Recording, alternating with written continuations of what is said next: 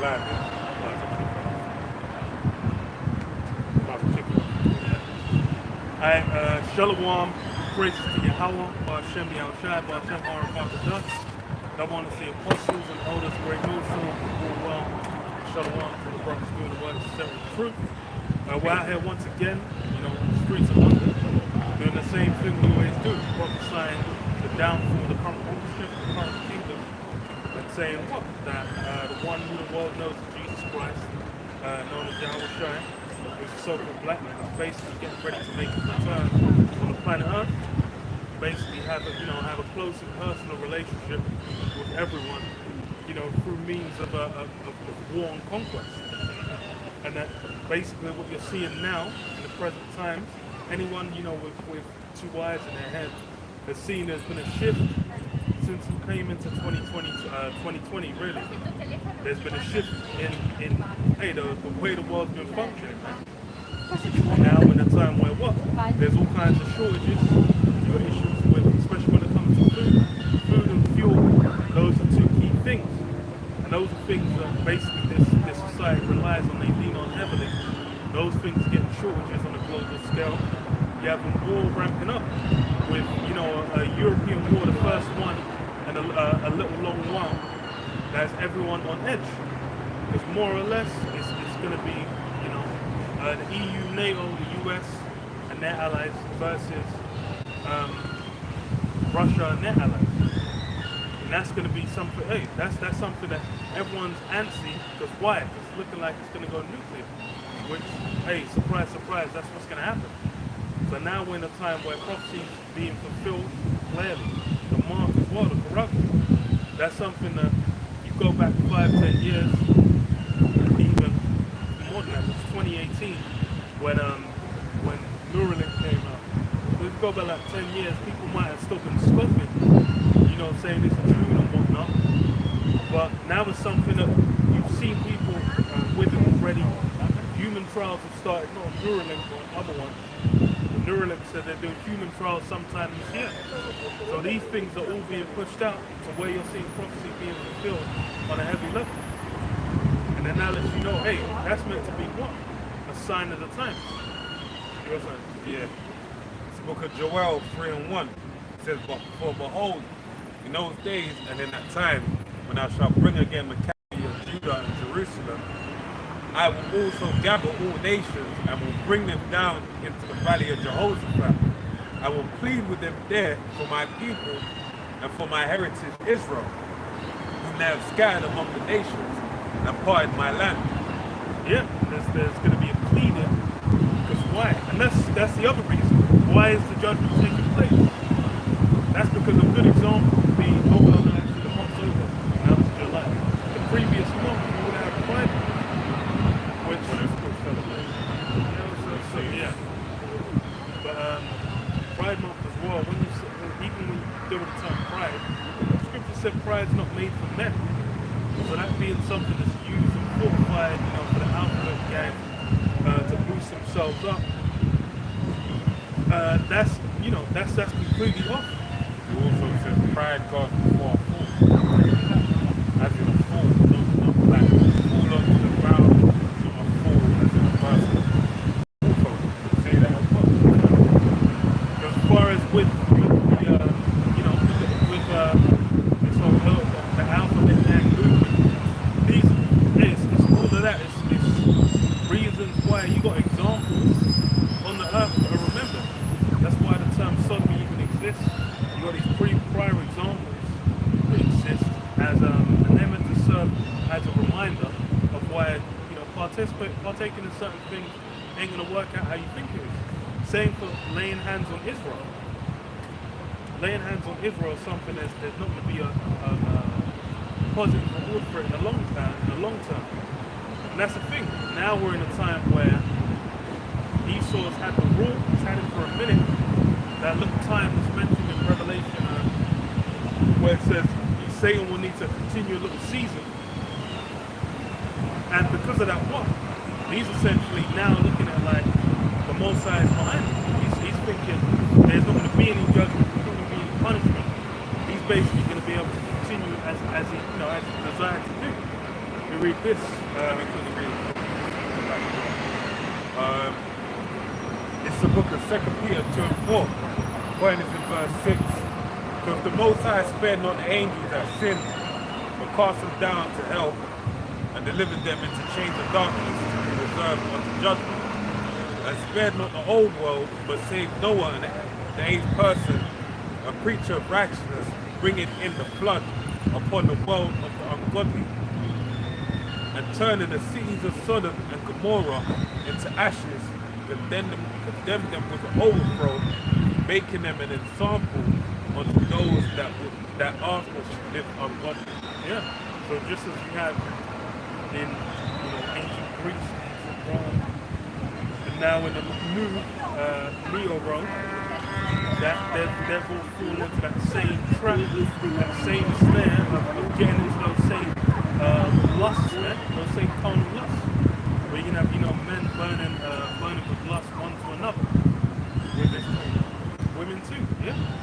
These are things that men trying to become women and whatnot. These are things that have been done in prior civilizations. They've all received what? Their places have been wiped. They've been brought to an end. That's the thing. Is the example was there, it was set there from the beginning. But hey, that's why the example's there, so that you can see the extent to which the wickedness goes. That's really how Esau gets down. A lot of the things, his society is basically like a Frankenstein's monster with a bunch of different civilizations that came before. He's taken a bit, that's why it's like all the powers he's honoring. You can even go to the High Holy Days. The High Holy Days he upholds, they all go back to ancient pagan customs. You had on the longest day of the year, Summer solstice, right? Yeah, summer solstice.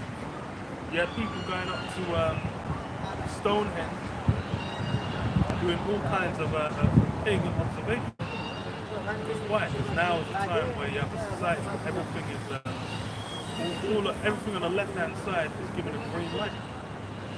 That's why it's like, even where, righteousness is so-called meant to be upheld, when you're dealing with like the Roman Catholic Church and different institutions, then you're finding out there's legendary paedophile rings that have been running for decades on end. The people are known about shoved under the carpet.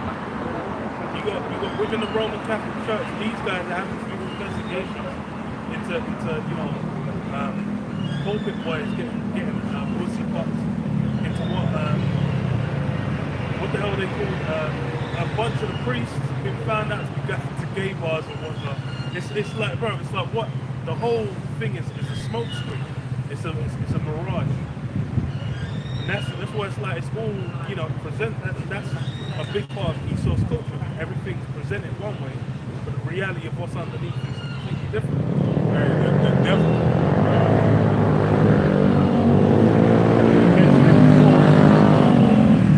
The devil should be released for 1,000 years. 500 years, for a period. Length of time for a little season. That's what he's going to do, because this pertains to Esau's spirit, to the Satan, right? And it's crazy because it's so light to the sense of like the lie that people told me, what they call a white lie, something like an innocent lie, but it's a lie nonetheless. It holds weight. It steers the course of righteousness, from to the left or the right. It basically don't maintain going on the straight path of righteousness. And that's basically the time we're in. Esau is deceitful people. Even to the point of, I'm thinking of something this week, like one of his lies is so great, and it sounds so light. I can't remember if it comes to me. But it's just to the point of Esau tells lies, man. And his lies have physical effects on the minds of the people.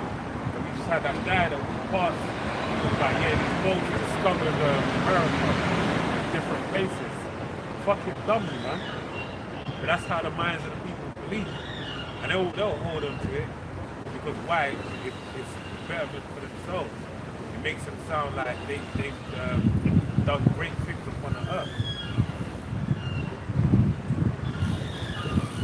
Matthew 24, 6, it says, "And ye shall hear of wars and rumors of wars.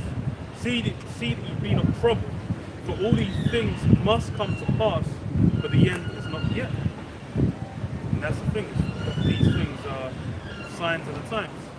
All these wars coming to pass, the famine and pestilence. You go into Second Ezra, then you see what even the uproars of the people.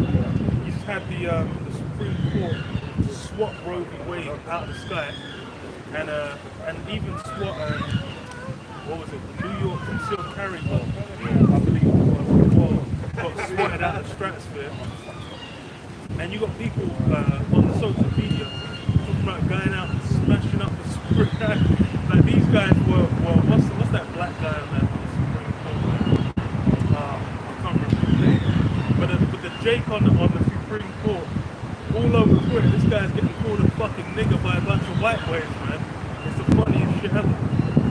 But that's you know, that's you know, Get Out shows you that spectacular. That film was basically built around the whole kind of that liberal kind of like, yeah, you know, I would have voted for Obama the third time, all that kind of shit. But then lo and behold, these guys are fucking turning these guys into fucking zombies, man, taking over their bodies. That's the same thing with where, you know, they'll utilize Jake as a political tool. But, you know, it's like, oh, what's his face say, man? Joe Biden, he said, like, if you don't vote for me, you're not black. Who the fuck is, well, first of all, really black. Yeah. But who the fuck are you to have any bearing in what we are? Well, that just shows you. But that shows, like, he's basically saying, like, look, do your fucking job. You know, jigaboos, your monkeys, your jungle bunnies. That's what the guy told me he's working. He's a copyright in the office. He said, like, one of his older, like, colleagues just said, like, oh yeah, you know, I got my golly. She's talking about a fucking gollywog, man. These are that, like, as far as, like, ain't I'm gonna try and say, you know, racist and all these things. I'm like, bro, you don't live in a real world. That's the thing. As I said before, everything's about presentation, the surface level. You go down to below, it's like, okay, well, you go down to below, on surface level, it looks like, oh wow, so much good being done, so much this, they really care about everything. When you go behind closed doors, it's completely different. All kinds of madness, man. Children being sacrificed, fucking sex magic, all kinds of madness goes down behind closed doors, which is behind what you might just see. You might just see like, oh, there's a movie coming out, but then they're pushing out a whole different vibration. You know, through releasing an album, through pushing out a movie, through you know, reporting on certain things in the news. You know, these guys have an agenda that's being pushed, and that's all about the end, man. It says what? The nation shall rise against nation, kingdom against kingdom, and there shall be famines, pestilences, and earthquakes in diverse places. So yeah, famine, pestilence, earthquake in diverse places. These things are now at a rate that wasn't even being seen before. You consider it's like now that there's so much shit happening, you can't even report on the news. Go back to like fucking, you know, 10 years ago. There was fucking, you watch the BBC News, then they'll be talking about the fucking a budgie that was water ski, man. Or they'll be talking about you know, some kind of just folly that can just throw in there for fluff. Now you turn on the news, it's unrest, war, famine, all kinds of mad, like that's all you're hearing about. That's why people don't fuck with the news. Even with that's the same thing happened in newspapers. In newspapers they said I think it was around after the 60s maybe or the 70s that they were struggling to sell newspapers. Then they realized, like, guys like the Sun just realized just putting bullshit that entertains people. That's how they sell it. And that's the same thing now. Now people, when they turn on the TV, they don't even turn on the TV. When they connect Netflix, when they switch on Netflix or Amazon Prime Video or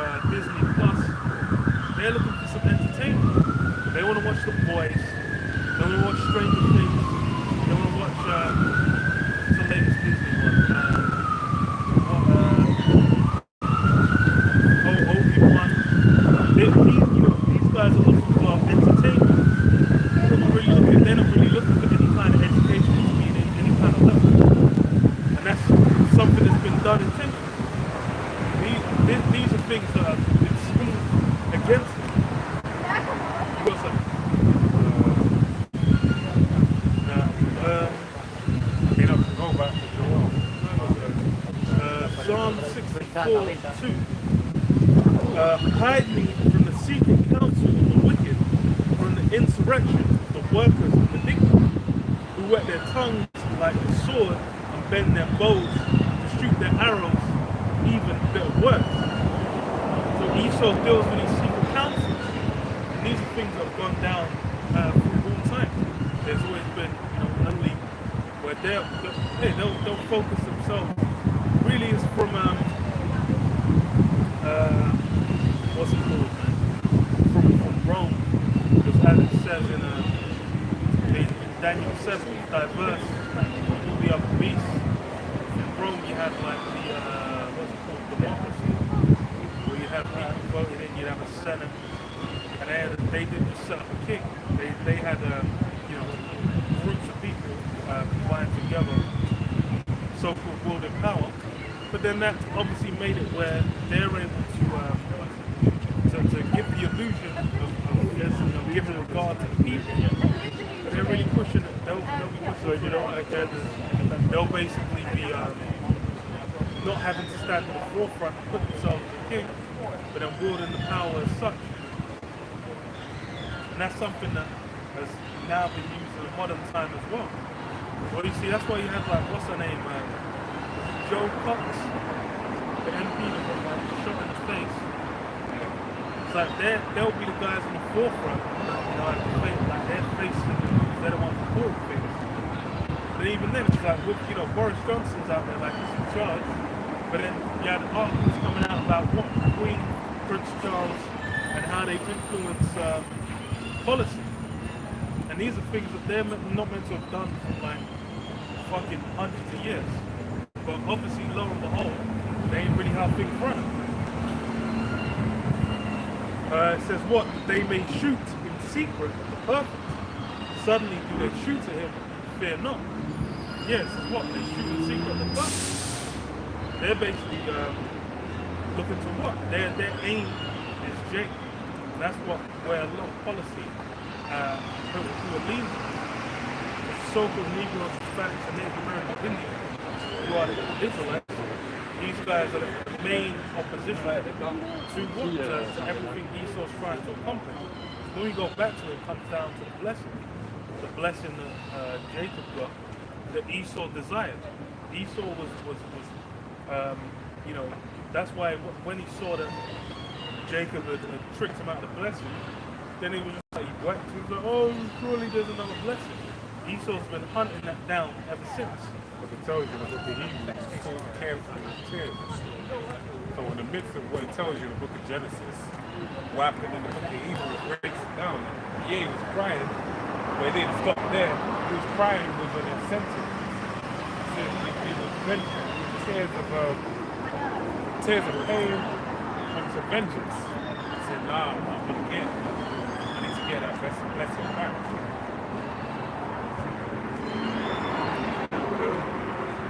Says they encourage themselves in an evil matter. They commune of laying snares privately. They say, who shall see them? Yeah, so they're basically, you have all these different establishments. You have like the G7, where you have all the leaders of the Western world come together and choose the side of policy to take up together. You have the Bilderberg meetings, where you have like those elites all around the world coming together, having meetings in the dark. You have things like Bohemian Grove. You have a wide variety of meetups where these elites get together, and then what?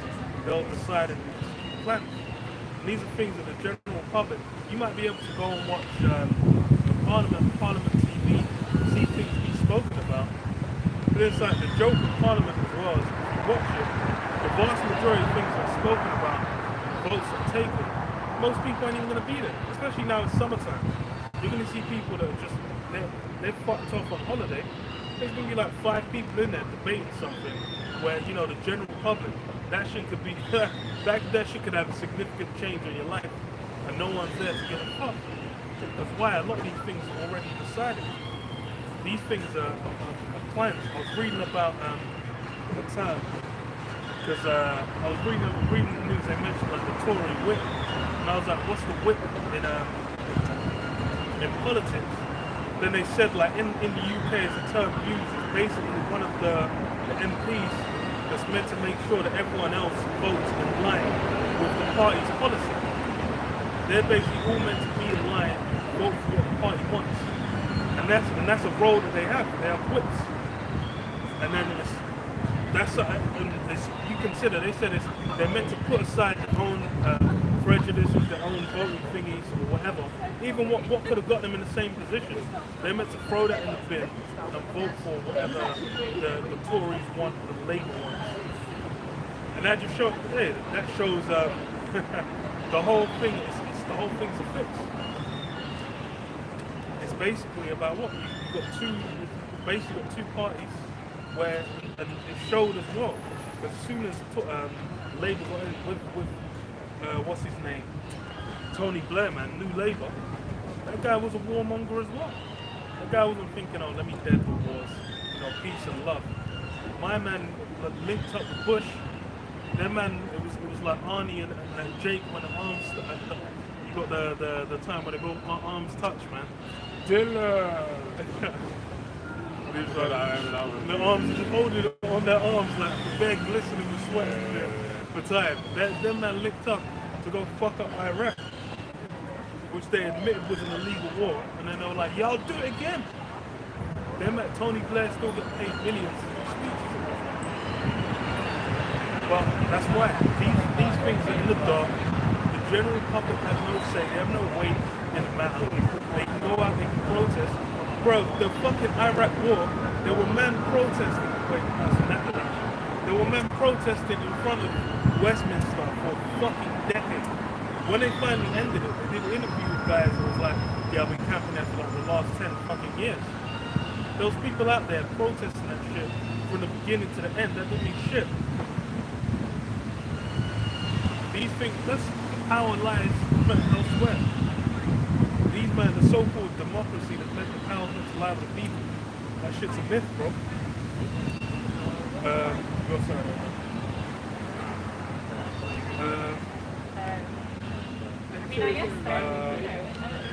They search out iniquities. They accomplish a diligent search. Both the inward thought and one of them, the heart and deep. Yeah, they accomplish a diligent search. These are things that Esau's not arrived at lightly. These are, it's not something that he just decided on a whim. These are deep plans where they've extensively researched how best to execute these things.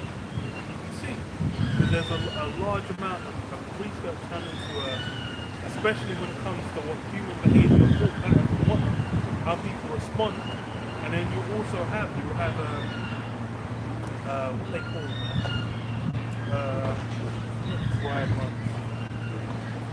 rehearsals and whatnot of various different drills, various different forms of crises to kind of measure how people respond. Yeah. Because if you have these things looked at, then they're like, okay, this is how people are going to respond. It's the same thing with the drug as well. You have to make it something consumer, something people will take. They're trying to push it out. It's funny because you've had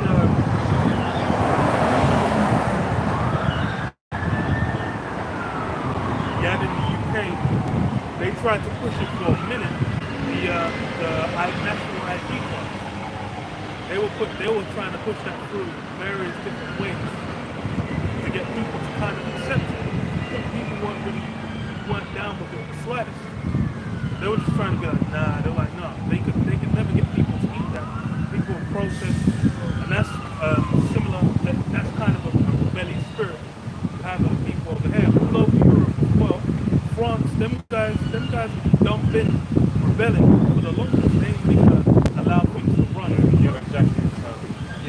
Laws, whatever it is, man. Some French nonsense. But then it's even with the Scandinavian countries of the world, they'll rebel against certain things as well. They ain't just gonna let things run through and and they ain't just gonna eat it. They'll go out and smash it up. You know, they'll throw rocks and Molotov cocktails at the coppers because hey, that's the kind of spirit that's there in Europe. So you know, a lot of these things. What's gonna get? Yeah, a lot of these things. That's how they get down. But there's other things, just like with what with C19, they basically showed, you know, if the price is market hard enough, if they push it, you know, they bring it a certain way, they can get through anything. Man is still talking about you know, like full shots, follow up. They passed through maybe like a month and a bit ago, getting like, is it 5 to 11, maybe even 0 to 5 in the US. You know, getting them to take the you know, the shots. These things of now, hey, they'll be slyly working in the background. People won't really be paying attention.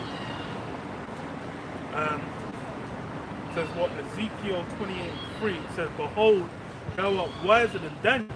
There is no secret that they can hide from thee.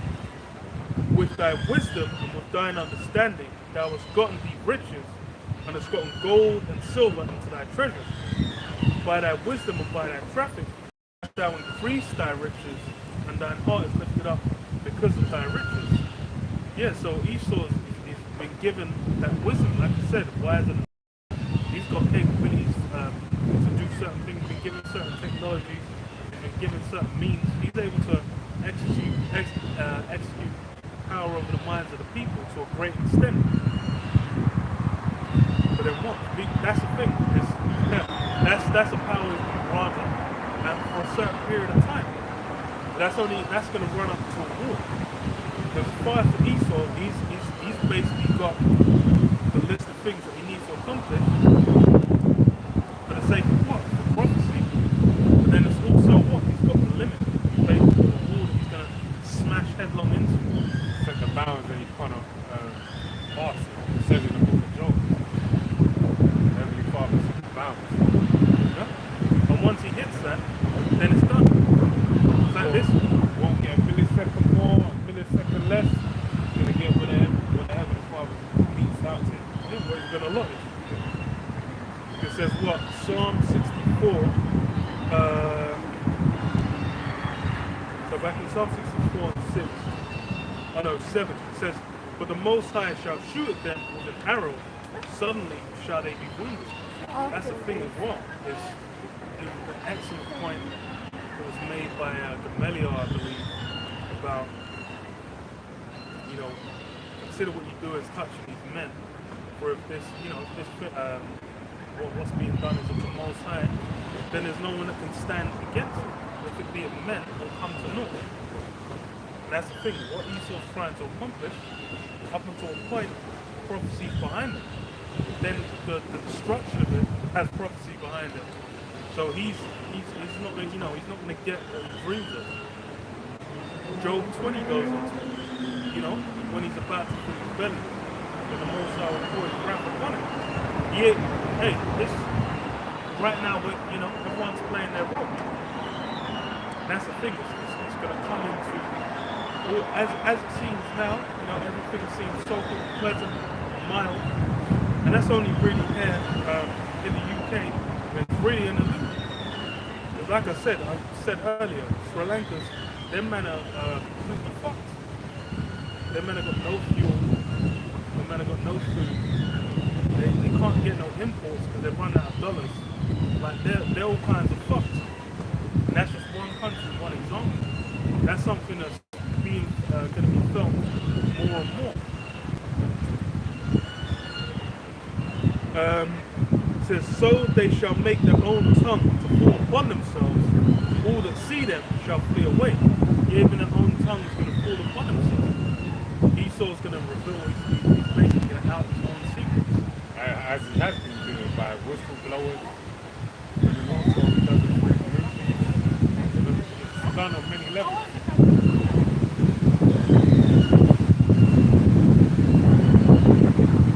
They can say whistleblower, like what's his name? That guy's getting ready to be fucking executed.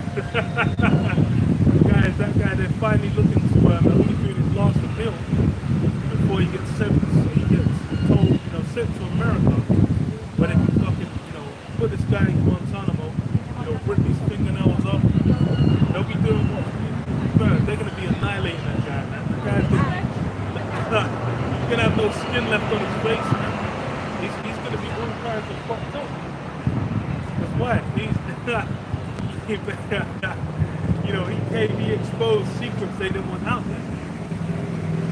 And that's a funny thing. It's like that guy. It really should have been more of a fuss.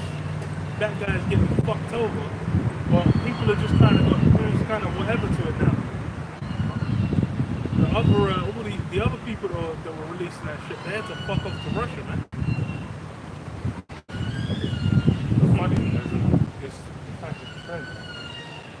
Anytime you see a Jake, Eve was on Esau. That was that sheepish look in his face. Yeah. It's kind of Better than the spirit.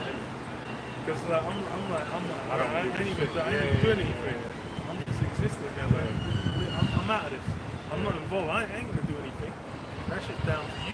You're yeah. But then they always feel like they're persecuted. I'm like, I ain't persecuted. That's your own You're girl. persecuting yourself. Funny, but they all do the same thing. Like Just kind of look at they like, like it kind of. I give myself like, I don't even give a shit about you. It's more of a thing like you know what you're doing. Yeah, that's why you're feeling. Cocked out. You said, nah, fuck this. I don't want to get it.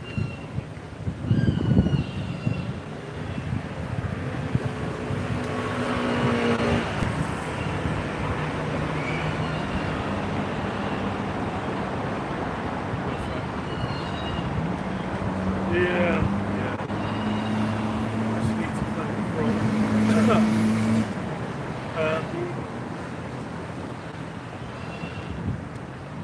Jeremiah 50, 3 says, "For out of the north there cometh up a nation against her, which shall make her land desolate." And that nation that's coming up is what? Russia. Mother Russia, isn't it? Because why?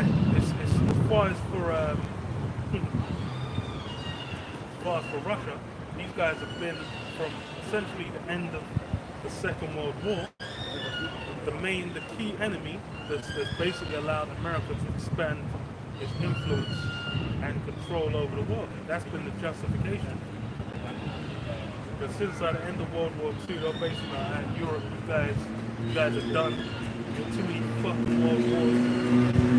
Like, you guys are gonna demilitarize, and like the US is gonna take care of it. And obviously Russia had their own ambitions, and you've had that rivalry go up and maintain. And now it's what? It's prophecy. You go into what Ezekiel 38. You go into what God. Because why? They're the tool that's being utilized. And, hey, everyone's seeing it now. That's how everyone's kind of on edge. They're thinking like, what's Russia going to do? Ukraine wants the Ukraine situation to be resolved. And you've already got what they call Norway and Finland, I believe, joining NATO. So, Put the application. Yeah. No, I think it's been accepted. Oh, okay.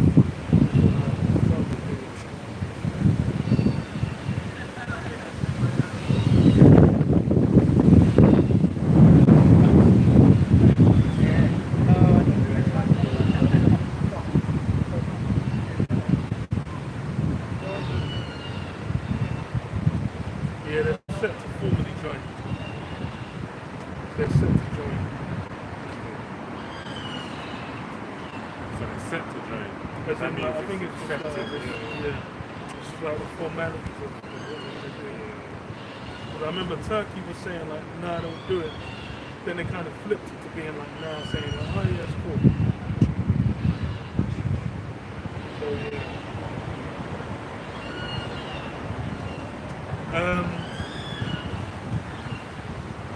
Cool. So it says, for out of the north, Jeremiah 15:3, for out of the north there cometh up a nation against her, which shall make her land desolate, and none shall dwell therein. They shall depart, both man and beast. In those days and in that time, saith the Lord Yahweh, the children of Israel shall come, they and the children of Judah together, going and weeping, they shall go and seek the Lord Yahweh with their power. Yeah. So they're going to what? They're going to make the land desolate. And that's one of the main fears. It's what the war guy nuclear. That's why everyone you talk to them about what's going down between Russia and when the US jumps in, how they feel these things are going to go down. They're antsy, man, because they're thinking like, oh, if the war goes nuclear, to what extent is it, is going to be? Well, how much destruction will there be? But that's the thing, it's like just as with World War II, World War I, where it starts off insignificant as an insignificant skirmish, but then what? It expands.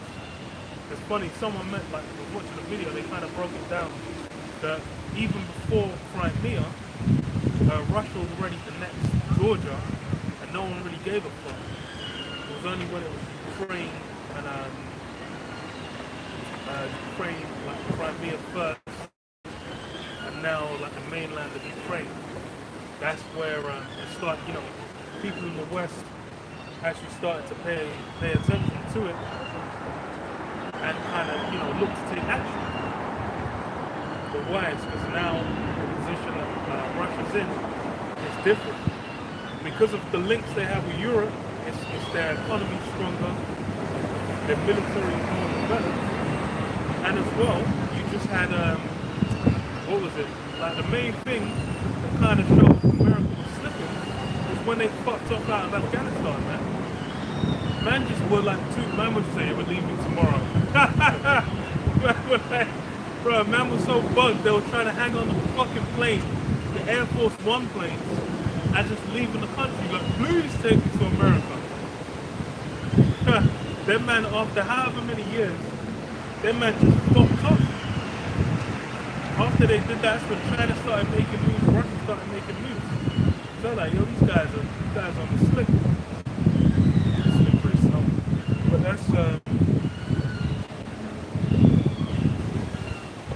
that's what you call it? That's how big it is. Because things are gonna crumble, and as with the escalation, things can escalate quickly.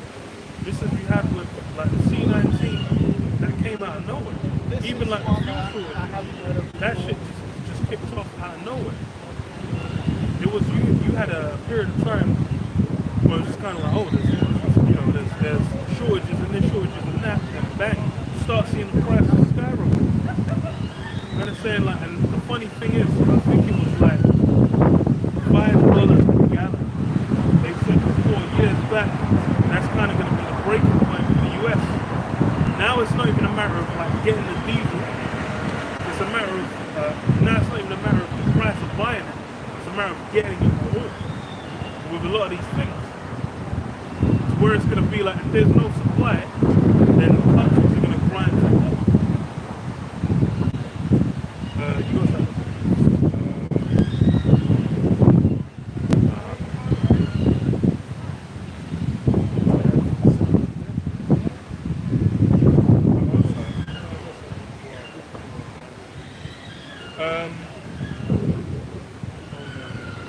I'm kind of late. Well, it's calling me out. Well, I don't know what, like, of course you meant to. No, of course, yeah. So, 2nd Ezra 15 and 11 says, "But I will bring them with a mighty hand and stretched out arm, and smite Egypt with plagues as before, and destroy all the lands thereof. Egypt shall mourn, and the foundation of it shall be smitten with the plague and punishment that the Most High shall bring upon it. You know, New Egypt as well. As well, even going back to the plagues, hey, the plagues were desolating Egypt on myriad levels. It wasn't just a matter of they just got yeah.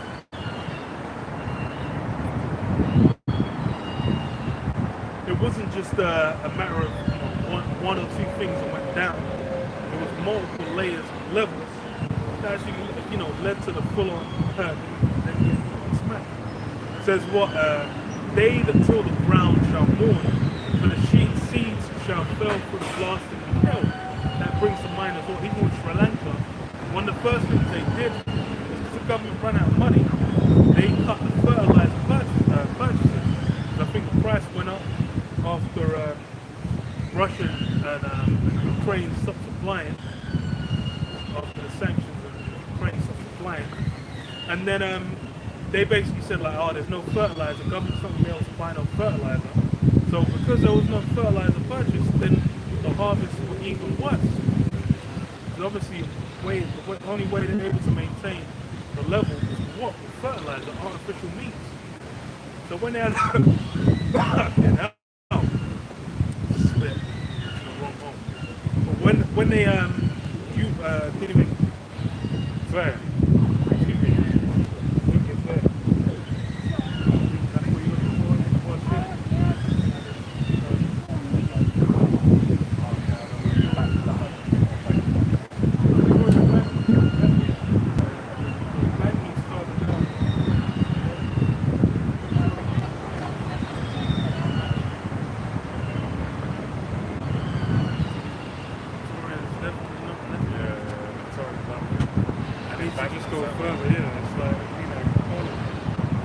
I think Google's fucked up around here.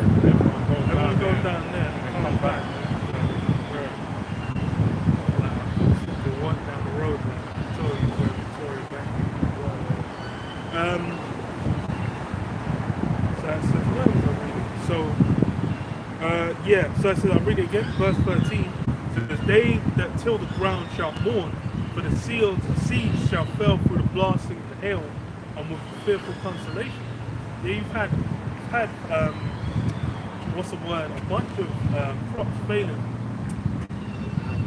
for like the last 3 or 4 years. You had a locust swarms, which they put that in the new what's it called? Jurassic Park. The new Jurassic Park. They had that where it was like locust swarms. Then they had it apparently was being something that was set up by one of the companies, where they were utilizing it to create a crisis. But you've had the locust guy in Ham, different parts of Africa, and that's fucked up a supply of a few things. And the thing is as well, is a lot of these things are cascade effects building up over time. It's not even just like you hear about a famine now, it'll be like the 3rd, 4th year in a row of some shit happening. And even like the lack of fertilizer, that's something you might not feel immediately, but then come a few months down the line, then you're going to be like, there's way less of certain things on the market, or the price has gone up because they're trying to like buy more fertilizer or whatever. Or you might just not have things exported at all because they didn't even produce enough on a level where they can afford to export. All these things, that's the thing. When it comes to these prophecies, there was I remember the Illuminati card game. They had one of the cards called Combined Disasters. And that's really how it's going to go down. Combined disasters. And that pertains to the prophecy in the Bible. What you tell you in the book of Matthew, there's a time known as the beginning of sorrows. That's how the Lord described it when he was on the Mount of Olives. He said there should be, he outlined different things, said all these will be the beginning of sorrow. But they're all an amalgamation of different crises hitting all simultaneously, bringing that lament.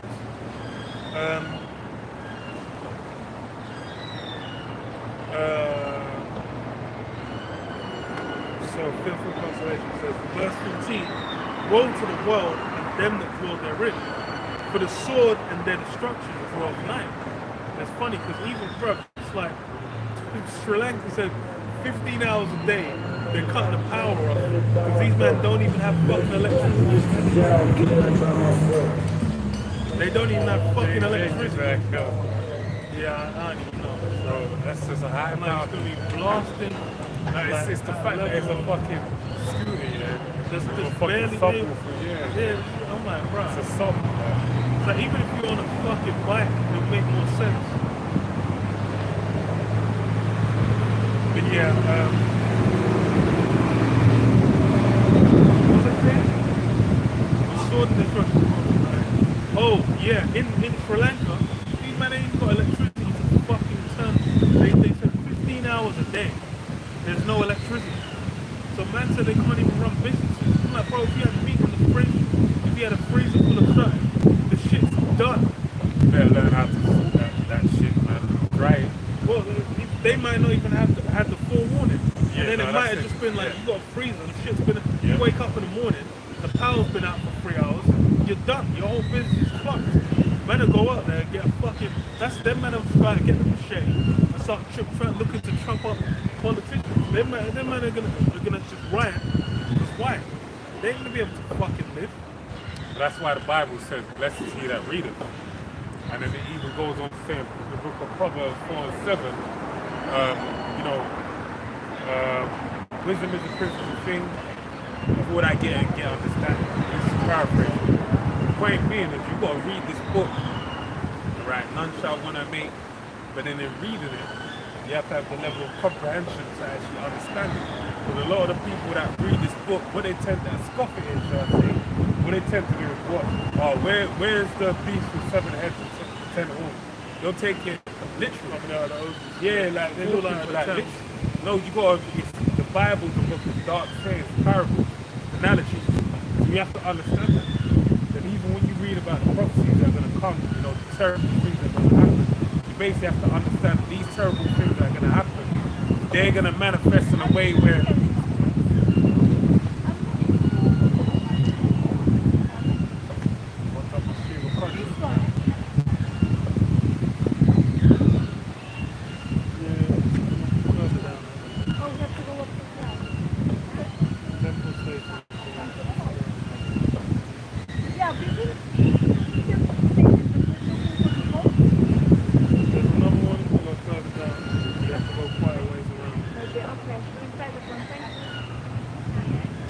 yeah, so basically, yeah,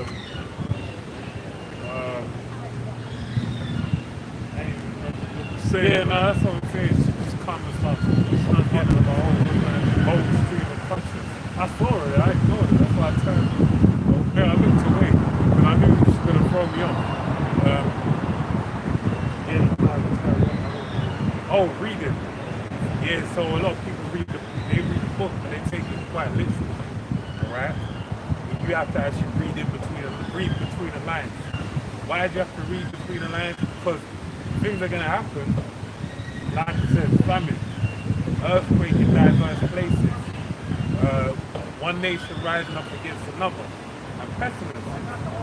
Like if you look at the COVID, even everyone when the COVID started, should I say, what did everyone think? A lot of people would be a zombie apocalypse, things of that nature, right? And the way it panned out in line with what someone like Esau could do. It would be a great deception, right? Many people would deceive them, and to the point where, you know, some question the existence of this pestilence. Where there was definitely something that was out there, there was definitely a plague, but as far as most of the people that died of that plague, you went into the hospital. If you went into the hospital, you basically as good as dead. Somehow, some way, you're going to turn up dead. They're going to make sure that happens. Whether it was the real Novid or whether through consequence of different actions, you die. But the main point to say with that pestilence was that a great exaggeration of what it really was, right? But was it a plague? Was it a pestilence? Yes, it was, right? So that's the type of thing where you read it and you think, oh, that wouldn't be that. But it happened. It manifests, and it had a great effect to to the point where the world was brought upon its knees. These are different things you got to read, and you got to always stay in the scriptures and be mindful of the things being said.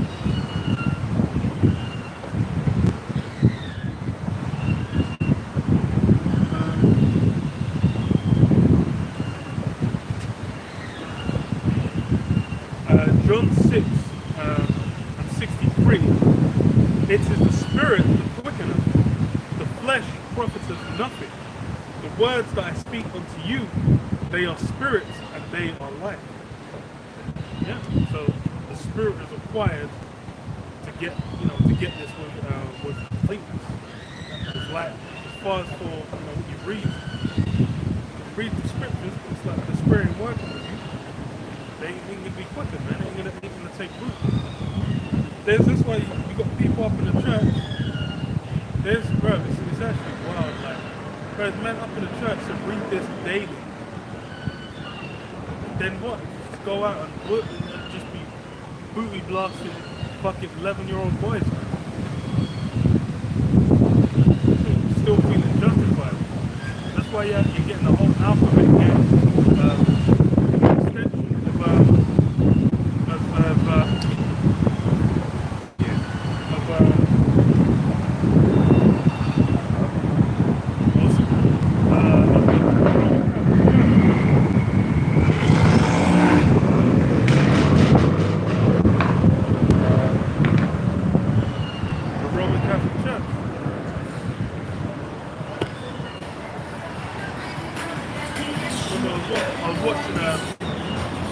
Watching some interviews where they were talking about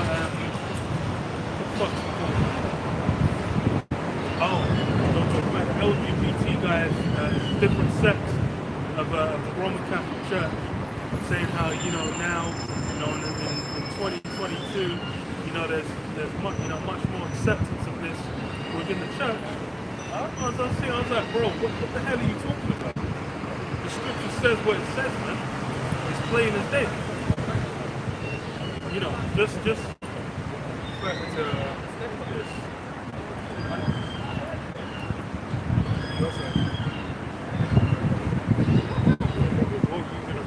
Yeah, no, it's awesome. I mean, you're gonna read that. Romans 12 and 2 says, and be not conformed to this world, but be ye transformed by the renewing of your mind, that ye may prove what is that good and acceptable.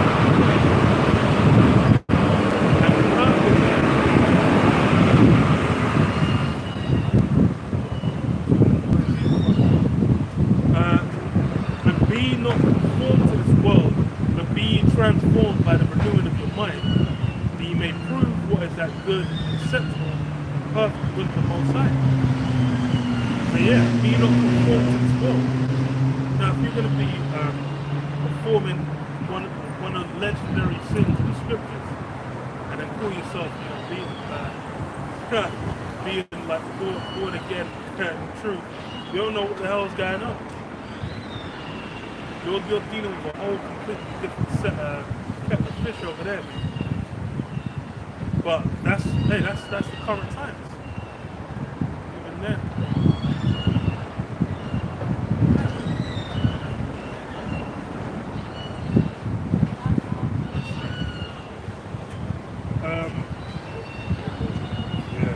Isaiah 34 and 16, seek ye out the book of life, or seek ye out the book of the Lord Yahweh, and read. No one of these shall fail, none shall want her mate. For my mouth he hath commanded, and his spirit hath gathered them. So basically dealing with his word, where it is hey, the word is going to be manifested in this time that we're in, and it's going to be known unto all the people, right? Everyone's going to know where it is, but that's why the Lord, in the book of Isaiah, that I just read, to seek you out the book of the Lord. All right, there's one book, the book being the Holy Bible, right? So the Heavenly Father says, seek you out the book, and none of these words shall fail.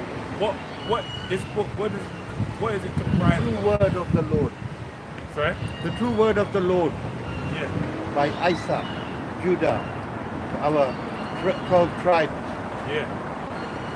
Moses taking the tablet from Jah. That's it. You're the man. You're the Messiah. Wow. You're going to pass the message. You already started.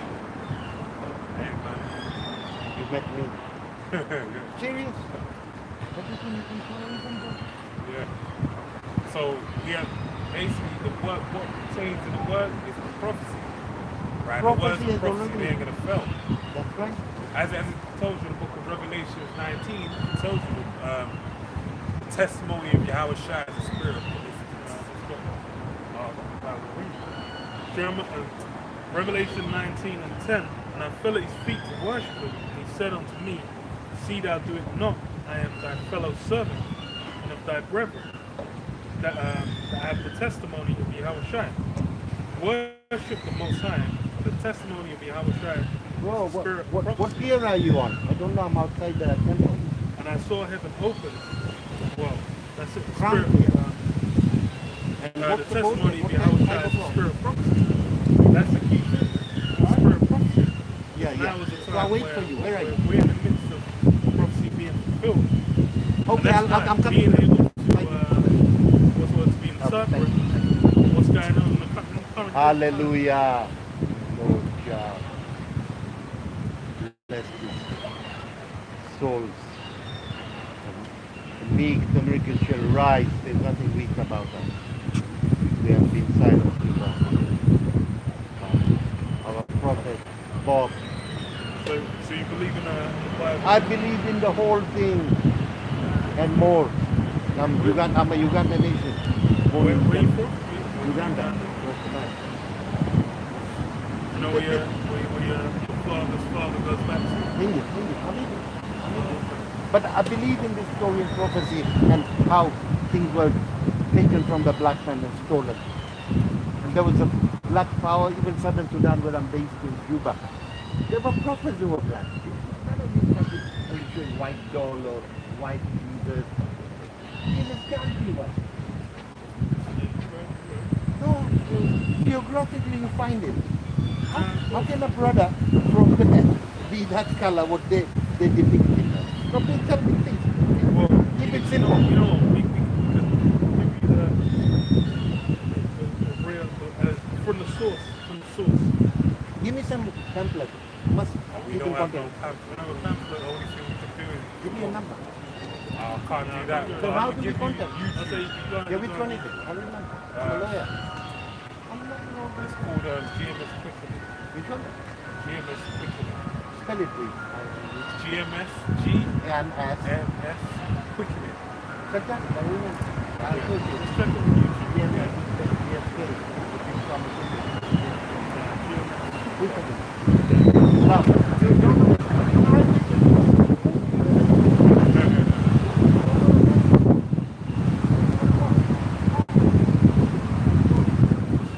You never know it could be an angel. That's how I Could be. think about that. But yeah, no, you came up. correct. It's cool. Could be. Never know. Finish off. Revelation 1:13, and in the midst of the seven candlesticks, one like unto the Son of Man, clothed a garment down to the foot, and girt about the paps with golden girdle. You know, going back to the basics of what Yahweh said. That's something that is basic, you know, brothers being the truth for a while. It'll be basics, but it's something that's profoundly deep to, you know, someone that's in the world. That's, you know, first time you come in, the first time you hear that, it'll blow your mind, man. You've been walking around, like you said, you know, the guy said it could have been some white boy, you know, some of that other white meat. Could have been. The scriptures certify it. His head and his hairs were white like wool, as white as snow, and his eyes were as a flame of fire. Yeah, he had white woolly hair, you know, the sheep's wool, and afro, so-called afro-nappy texture, as they call it now. They said the eyes are flame of fire, going back to Genesis 49, I believe, where it goes into, you know, his eyes will be red with wine, his teeth will be white as milk. It says what? And his feet were like unto fine brass, as if they burned in a furnace.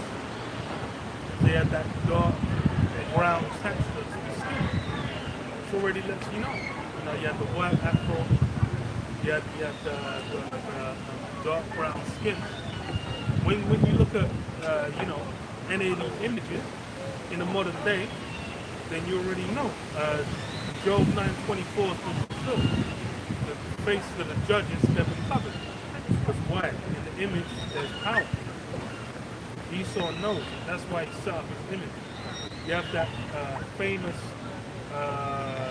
painting that you'll see everywhere on the ceiling of the Sistine Chapel, where it'll have what's meant to be Adam, what's meant to be the Most High, looking like a bunch of Edomites. Those things are part of what? Of how Esau established his power to basically have in the minds of the people, him, you know, being looked at as the son of the Most High and as the Most High. Because he knows there's power in doing this. And as well, Esau's the odd one out. When you deal with all the other heathen, they've all got what pigmentation, varying levels of melanin in their skin. But in Esau's, you know, he's the odd one out. You stick anyone else in the sun, they got a means to do it. Meanwhile, for Esau, he's the odd one out. So that's what plague according to the scripture. Going back to what? To leprosy in Leviticus. That's why Jake's so bugged out when he says melanin.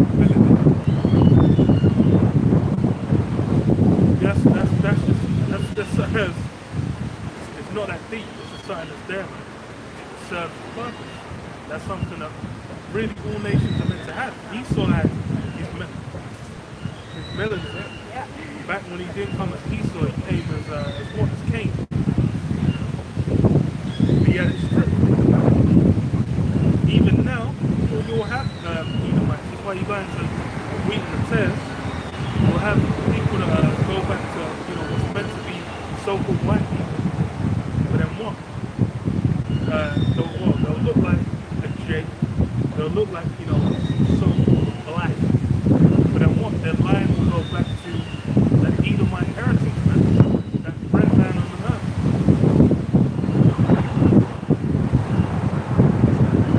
Get back into prophecies.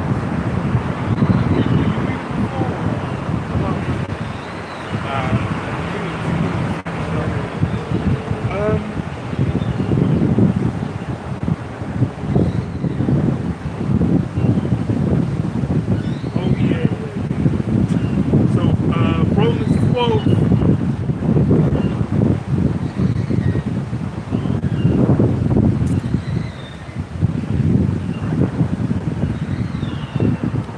Yeah, Romans 12. 12 and 1. No, 12 and 2, sorry. And be not conformed to this world, but be ye transformed by the renewing of your mind. Yeah? Being conformed to this world, that's what? Running around like every other, you know, completely bugged out Christian. You know, thinking about some white image, utilizing the name, you know, Jesus Christ. These are things where there's no power. Especially if you're a Jake. If you're a Jake, you're basically giving over to some other power, man. You're calling on someone else. You're trying to draw from someone else's system. But as far as for us, we're meant to be what? Renewed in our minds. So we can come back to what we originally had. Going to this Revelation. Revelation 2:25 says, but that which you have already, hold fast till I come. That which we have already. That's the thing. That's what we received of Yahweh. We've basically given something of our own. We don't have to go to Esau. We don't have to go to Elam. We don't have to go to Moab. We ain't going to no one for us to get what's ours. We're dealing with Yahweh Hashem Yahshua. We're dealing with, with the source through Yahweh Shai. So then what? We've been given our own ordinances. We've got a whole own way of how we want to be functioning.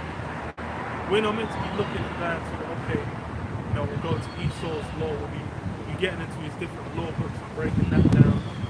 We'll be going to, okay, well, they have these customs, and we'll be celebrating one kind of, some other kind of celebration of these different nations. We're meant to just be doing our own thing. And that's something that Jake, in modern time, they're completely disconnected from. Because now they've been given that so-called black culture. That black culture is and that's something they'll claw and fight for, man. That's why Jake getting upset saying, oh, y'all embrace. Saying it's funny because you had Kanye West saying, oh, let's not. I've heard a couple people say, let's not riot, or let's not protest about racism. What the fuck, like, what? And I think Kanye said, what the fuck about racism? Are you fucking serious? That shows you how big Jake is coming. The fact that you're gonna protest about some fucking hairstyle, race, fucking around your head.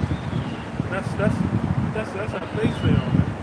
They'll be like, oh, talking with those who was it? I can't even remember specifically. It's like they'll get upset when they say like, oh, people are taking on certain aspects of black culture and just utilizing them and whatnot. I'm like, bro, that whole culture, that's some new shit. And that's anyways, it's like people acting and behaving in certain way. That's not even as far back as Jake goes. You go back to the 50s, Jake wasn't doing certain things. And you go even further back to when they're on the West Coast, even before they're on the West Coast, when they're back in Jerusalem. There was a whole different manner of conduct. But Jake's what? Jeremiah 17. Yeah, and anyone, even Jake today, they try and say, yeah, man, go back to Kemet, Africa. There ain't nothing over there, man. They're just niggas just like you, man. And there's Hamites too. Yeah. Bunch of fucking Hamites there. You might be there chatting with a guy all day. That guy could be a fucking Philistine, man. I mean, if you don't realize he's Philistine, man. Yeah, Jake is simple as hell. It's a totally different experience, but that's why I'm saying, because you have a lot of people go over to you, like Afrobeats is getting big right now. But you got this criminal, what's the guy's name, man, Burna Boy. Afternoon, gentlemen. Afternoon. You got Burna Boy doing these what's his thing called? He's taking over with Afrobeats and that type of stuff. But that shit don't mean nothing, man. They're niggas too, man. If anything, they're like anyone that's like Western born, I say English born for eat. Like you find a dime a dozen stories of how their parents just do fucking to them. That's even why you have like a wave right now. Because we're third generation?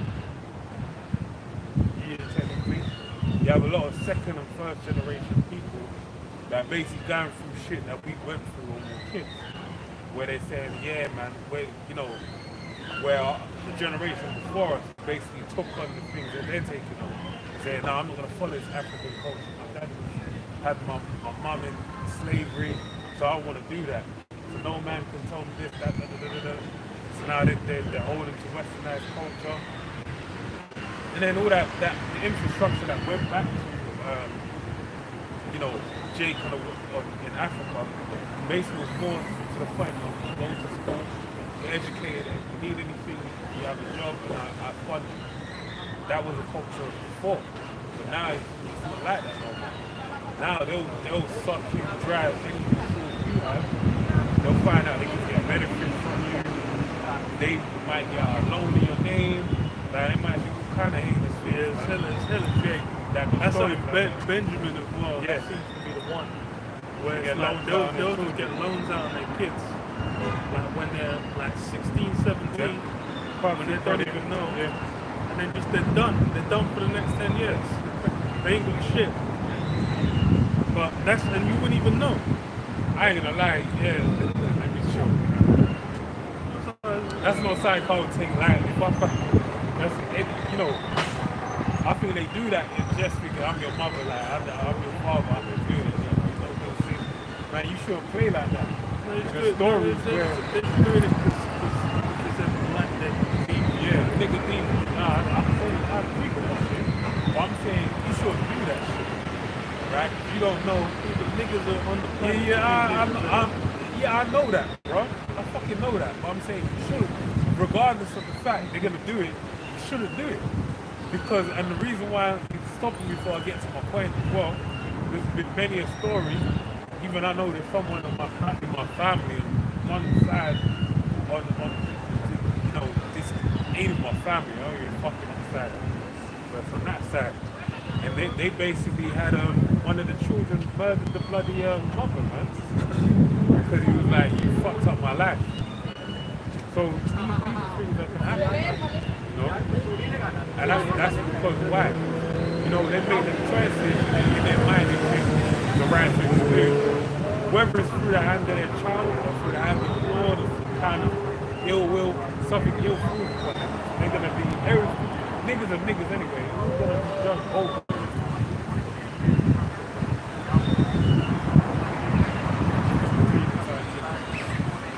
Jeremiah 17:4, thou even thyself shalt discontinue from thine heritage that I gave thee.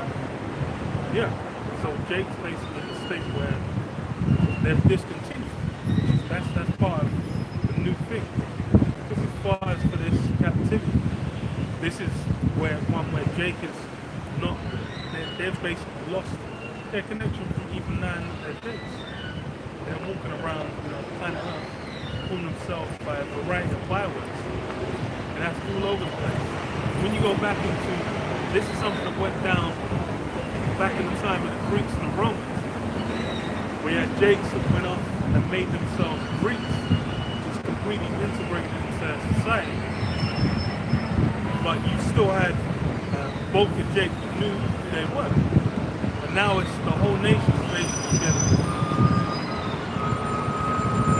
basically been cut off from that to they are.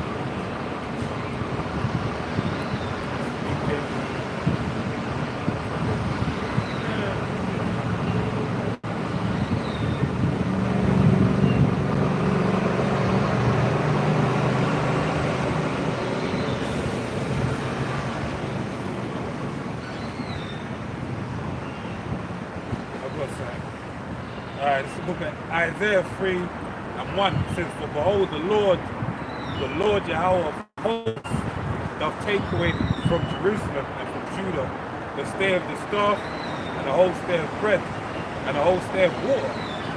The mighty man, right? What does that mean? They're gonna take away the ability to take care of yourself. But in order for someone to survive, what do they need? They need bread, they need water, alright? What's one of the ways if you can't get it by your own means, the other way you're gonna do it is the way that these tribes basically had to deal with it. Being that the prophecy in the book of Revelation tells you that we'll go to him. I mean, you might Deuteronomy says it as well. Go to this man that won all things. I'm getting it confused right now. But I know there's two similar things said in both books. But basically, you basically made hewers of wood and drawers of wood. Put into slavery, right? And subject to heinous captivity, man. And really, it's a judgment for the Heavenly Father. Because why? Because we went up against the covenant that we had with him, right? Verse 2, the mighty man and the man of war, the judge and the prophet and the prudent and the ancient, the captain of 50, the honorable man and the counselor, the cunning artificer and the eloquent orator. And I will give children to be their princes, and babes shall rule over them. Right? Now, ultimately, that's Esau. Esau's bearing rule over us, man. Right? We're basically, that's due to what? The Heavenly Father taking away our ability to take care of ourselves, right, through His blessing, being in the land, because we went up against the Heavenly Father. Because ultimately, what was one of the greatest judgments that He said against it, He said that will take us out of the land, right? We'll go captivity under another nation. But the greatest of time that happened, the time now in America, we had the main, tribes, the main captivity being served in the Western world. right? The new world. Okay? You want more? Now that's it. Second Thessalonians 2:3. Let no man deceive you by any means, for that day shall not come except there come a falling away first. Yeah, so even back then, 2,000 years ago, there was a falling away that was needed. These things were required. Because as of now, Jake needed to be in the state there and now. Back then it wasn't. They wanted us to even though, like I said, yeah, Jake's made themselves Greeks. Yeah, Jake's up in the Roman and Greek systems. So basically, they might not even have any speck of understanding that they were Israelites. Now we have it where it's the whole nation full. And it says, for that day shall not come except there come a falling away first, and that man of sin be revealed, the son of perdition. Yeah, Esau needed to be revealed. As far as for now, people don't who's really knowing the extent of who Esau is. That's something that's come out in the current time. Back then, it wasn't known. These guys would stick to the throne. But now we've been able to what? To put the marker, highlight, put the focus, the magnifying lens on Esau to highlight who he is and attach him to his crimes he's committed and to his biblical identity. So you can line up why things are happening now in this particular society and how it's going to go down, how the prophecies apply. I'll finish off Jeremiah 17:4. It says, thou even thyself shalt discontinue from thine heritage that I gave thee, and I'll cause thee to serve thine enemies in the land which thou knowest not. That's mentioned in Deuteronomy as well about what you'll get carried away to a land you'll serve what? Wood and stone. That's why you have Jake all up in these different religious institutions, all up in the church, all up in whatever. The church is the key. And it says, which thou knowest not, for ye have kindled a fire in thine anger, shall burn forever. Yeah. Jake out there, all kinds of jacked up. That's why. It's a matter of judgment, a matter of punishment. Matter of punishment. And that's another thing that Jake misunderstands, why they're in the circumstances they are. Jake see, they're caught up in the trap of wealth, which is what? They see Esau thriving. They envy your oppressors. Hosea 8:8. Israel swallowed up. Now shall they be among the Gentiles as a vessel wherein is no pleasure. Yeah, Israel swallowed up. That means that we'll take it and swallow it to various nations and scatter abroad all over the earth. Right, and that scattering will found to be what? A vessel of no pleasure. Now when you go into the book of Lamentations, it tells you that, the Heavenly Father, it just says that where your lovers have deceived me. Because why? They had when Israel was in their own land and they were thriving or somewhat thriving in their own land, right? They'll basically, wax fat and kick over and over again. And in the midst of that waxing fat, what would happen? They'll tend on to different idols of the heathen nations. They'll do business, trade them. But the moment the heathen nations saw that they weren't prospering to the effect that they were before, guess what? They fell out of favor with them. And that's why the Heavenly Father said, where are thy lovers? Alright? Because basically, they didn't give a flying fuck about them, though. They were like, well, you got your shit though. And they were basically kicking their arms and taking advantage of them. And that's why it says also a vessel. Only now, this is the greatest occasion. Because it says that a vessel wherein there's no pleasure. Really heathen nations, they see you, they cross the road, they don't want to be around you. That's because the way that you're looked upon, especially with the niggas of our nation, man. We're looked at as scum of the earth, basically, right? We're set in a lower state. And that's why, us coming into this faith and this wisdom, knowledge, and understanding, we're the cream of the crop, all right? Because why? Why are we the cream of the crop? Because we have the wisdom, knowledge, and understanding to make us joint hands with Yahweh Shai. if we endure unto the end, all right? And that's the only reason why we work anything, right? Because it pertains to the wisdom, knowledge, and understanding of the Heavenly Father. Because ultimately, why? The Heavenly Father is the one that receives honor. And that's why you have these heathen, not these heathen nations, you have these Jakes out here, so-called Negroes, Hispanics, Native Americans. That's why they pertain unto niggerdom, basically. Because they're lonely, right?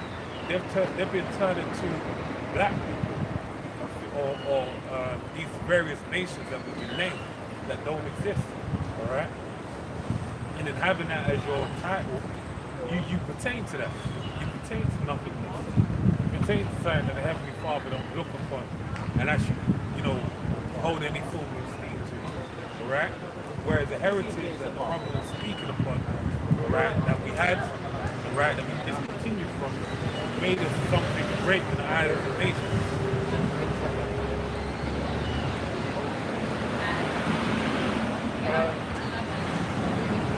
Proverbs 3:21. Envy thou not the oppressor, and choose none of his ways.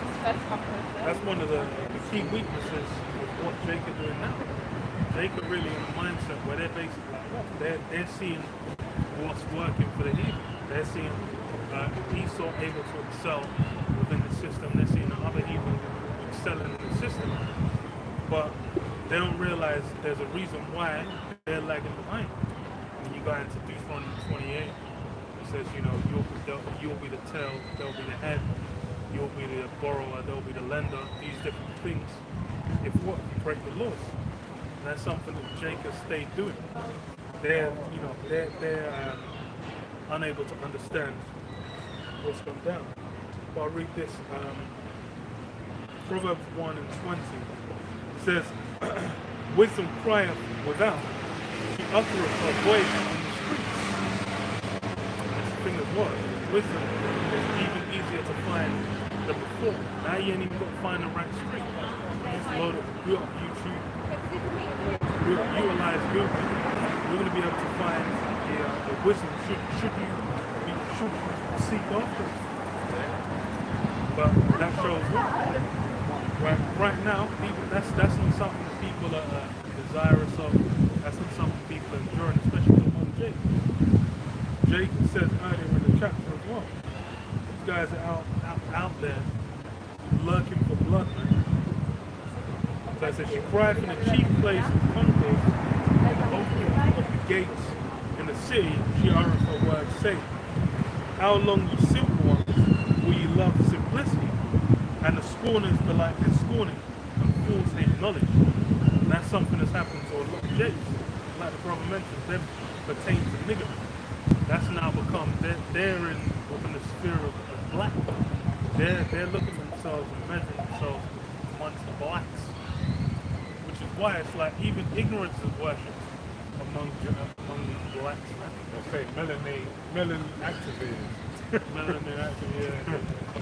Because there was a guy backflipping him with that melanin activator. Yeah. He just did They just practice black. That's it, man.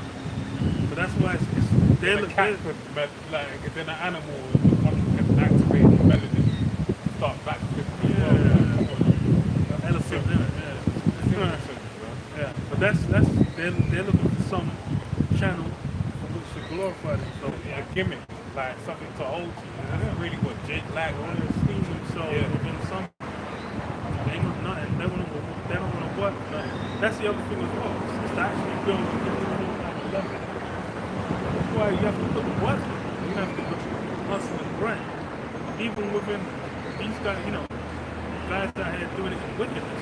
It's like, guys that get famous in certain arenas, athletes, musicians, filmmakers, whatever.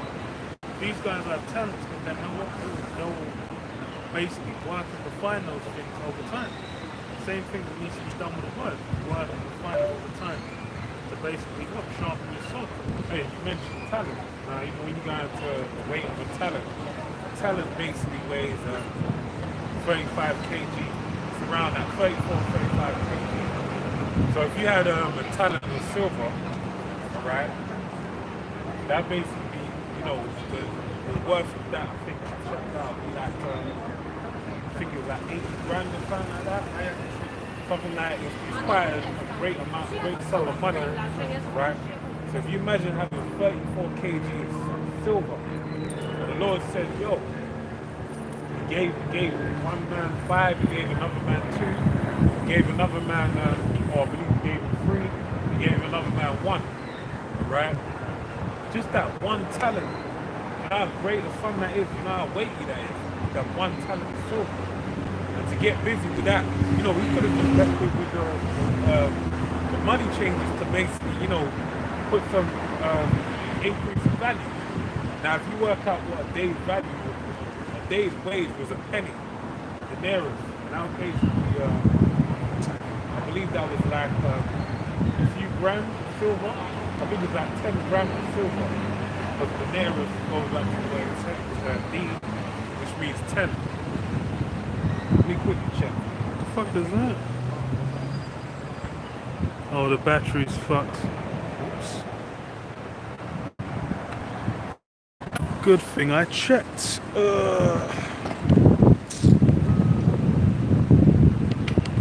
Fine, it's a lot.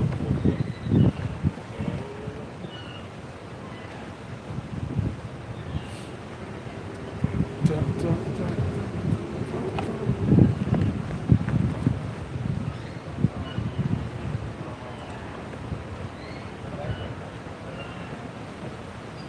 Weather is a fucking joke. Yeah, it's fucking annoying, yo. I can't lie. Now it's fucking July now. What the fuck? Shit, it's a joke, man. Feels like I should have a big, like a proper jacket on one moment. I know. Then the next is like, maybe short. Country's a mess, man.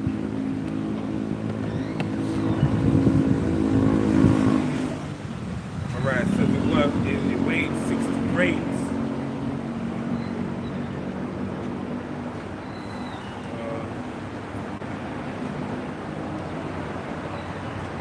Let me go to this chart. I'd say like a half cent.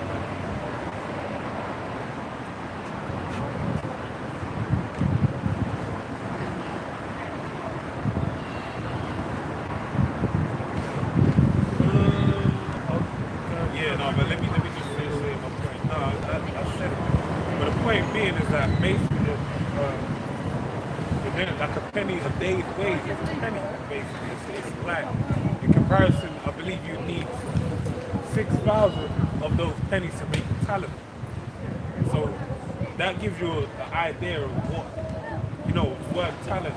The idea of a talent really pertains to what? It pertains to that parable that the Lord put forth. So a talent is your weight, you know, your weight in gold, so to speak. Like what do you have? What skill set do you have? And that's what's really going to bring you forth some form of monetary gain. So the fact that the heavenly Yahweh Shai left a talent upon an unprofitable servant, that's a great sum, man. Do you know, like, you'd have to work, what, six days worth of work to basically get that one talent, right? That would be the equivalent of these 10,000 hours they need to put in to have that talent. So that's why it's a weighty thing, right? Having a talent, but it's not a thing that only you have to have it. It's the fact that you also need to work it. You need to put yourself put yourself out there, man, and manifest that talent so you can garner that interest, more talents. Back in Proverbs 22. It says, how long, ye simple ones, will ye love simplicity? And the scorners delight in their scorning, and the fools hate others. Turn you at my reproof. Behold, I will pour out my spirit unto you. I will make known my words unto you. Because I have called and you refused, I have stretched out my hand, no man regarded. And that's as cold as it is. That's the thing. It's with even with Esau, like, going back to Cain. Cain had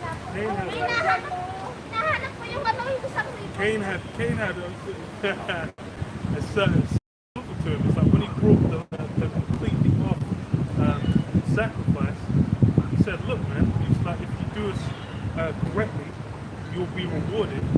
If you don't, sin life at the door and it will rule over you. long pole. And that literally sounds like the Heavenly Father or mouthpieces of the Heavenly Father being very reasonable, saying it as it is. Yeah, compared to what he did, But then at the same time showing him that, look, I mean, that even kind of sounds like there was a window for him to get it right. Yeah. Time. Yeah. But he could have had it on the computer. To But get then it what? right. He was a fucking piece of shit. Yeah. And that's the same. And that's why he said the same, bro. That's why he said the latter part. But still life at the door, basically, saying like, look, and it was ruled over. yeah. Which now, we can look at the present society. Has sin ruled over Esau? Hell yes. But one of the key cornerstones of this society is the monetary system, which deals with unlawful usury. And this guy don't fuck with the year of Jubilee. So man are just out here. You're gonna have generations and generations where you're getting raped by death and you ain't even got a means to build up anything. There's all kinds of completely backward things going down within society, completely against us, where people are just getting fucked over by the means of these things. And then, hey, that's how much of a mess, the people are in, and they're not even aware. Because as far as for them, what the things that they glory in is what the ability to go out and spend money to enjoy yourself, so-called. The ability to partake in various degrees and levels of folly. These are the things that people are holding, people are esteeming. People are esteeming within society, not knowing there's even greater things they can be doing, greater levels they can be getting to when they're dealing with the truth of the scriptures. That's the thing. It's like when we're in the kingdom, the way we're going to be operating and dealing is not going to be the levels of complete insanity that are going down now. Now it's bro, it's like you're going to be, now is a time where you can be slaving away noon to night. Noon to night? No, morning to Dusk night. to dawn. Dusk till dawn. That's it. You're going to be slaving away. I was like, Your own idiom, noon man. to night. I don't know what you're making of your own one. Dusk till dawn. And then, you'll be, you'll still be in debt. You'll still be in debt. You ain't even paid off. They ain't even built up anything. They ain't even got here on any kind of level. But then in the ancient world, it's like what? Deal with what happened with Jacob, where he served under Laban, and he was able to build up what? He was able to get himself 2 wives and a great amount of resource, man, animals, wealth. He was able to build, and that's something that what is going to build and grow by himself. Now it's whatever you're getting now, that's just going down the wrong hole. Whatever you get now is temporal. It'll run for a season. And then even then there's fucking 40% inheritance tax. You like the government's taking a fat chunk.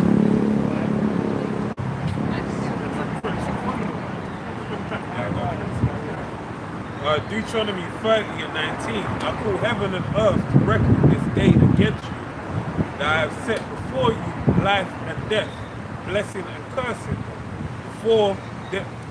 Therefore choose life, that both thou and thy seed may live. So basically, there's the sense of what's this word called, man? There's a sense of free will, all right, whereby you have the choice whether you go to the right or you go to the left. But that's why Moses said, what? I've set life through obviously the hand of the Lord, that I've set life and death before you, blessing and cursing, choose life that you may live. So basically you have the option of choices of what you like to do within your life. Whatever you take hold of is what basically is ultimately going to be what you're going to be subject to. Right? We have the examples of our forefathers. As it tells you in the book of Job 8 and 8, actually Romans 15 and 4 also speaks of what scriptures escaping me right now, but it speaks of what basically the search of our fathers, that's in Job 8 and 8. But I'll check Romans 15 and 4. But I want to read this quickly. Right?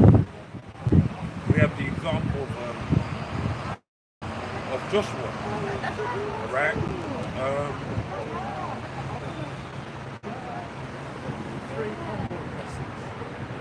So I'll get straight to the point. It's Joshua 24 and 15.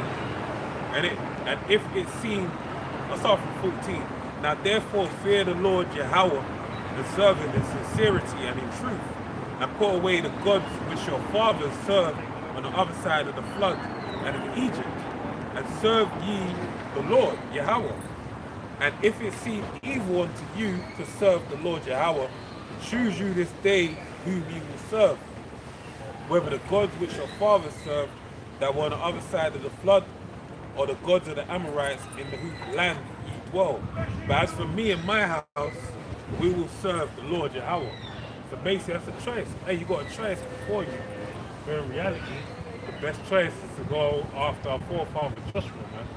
Joshua was established as a great man in the scriptures. When you go to the book of Sirach, where you had the chapter, it begins with let us now praise great men.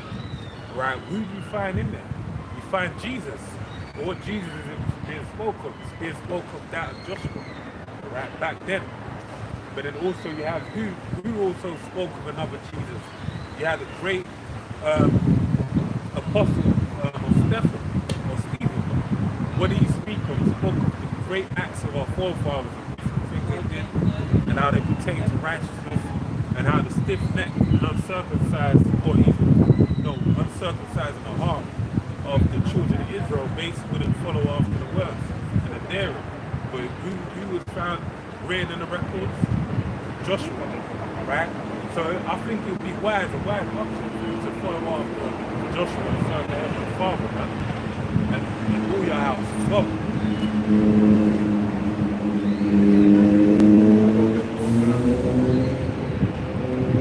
Proverbs 1:25 says, "But ye set not all my counsel with none of my reproof. I also will laugh at your calamity. I will mock when your fear cometh. When your fear cometh as desolation, and your destruction cometh as a whirlwind. When distress and anguish cometh upon you, then shall they call upon me, and I will not answer. They shall seek me early, but they shall not find me. For they hated knowledge and did not fear and choose the fear of the Lord Yahweh." Yeah, that's the thing as well. It's even with this present time, it's going to be on a legendary scale. When you there's been prior times when you go into what the books of Judges, where Israel raised on their voice and cried all the time, and then get saved out of captivity. But now's the time where it's not even going to be like Egypt, where everyone gets out. Now's the time where it's only those of his elect, those who are with Israel the Most High, that basically have been from when the world began. That chosen few. Those are the ones that are basically going to receive salvation. And for everyone else, they're going to have that second death.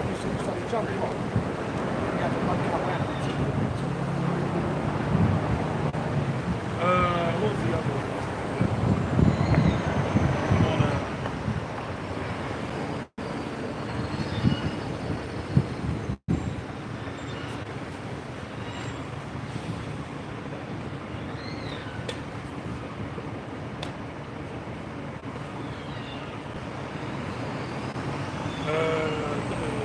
Okay.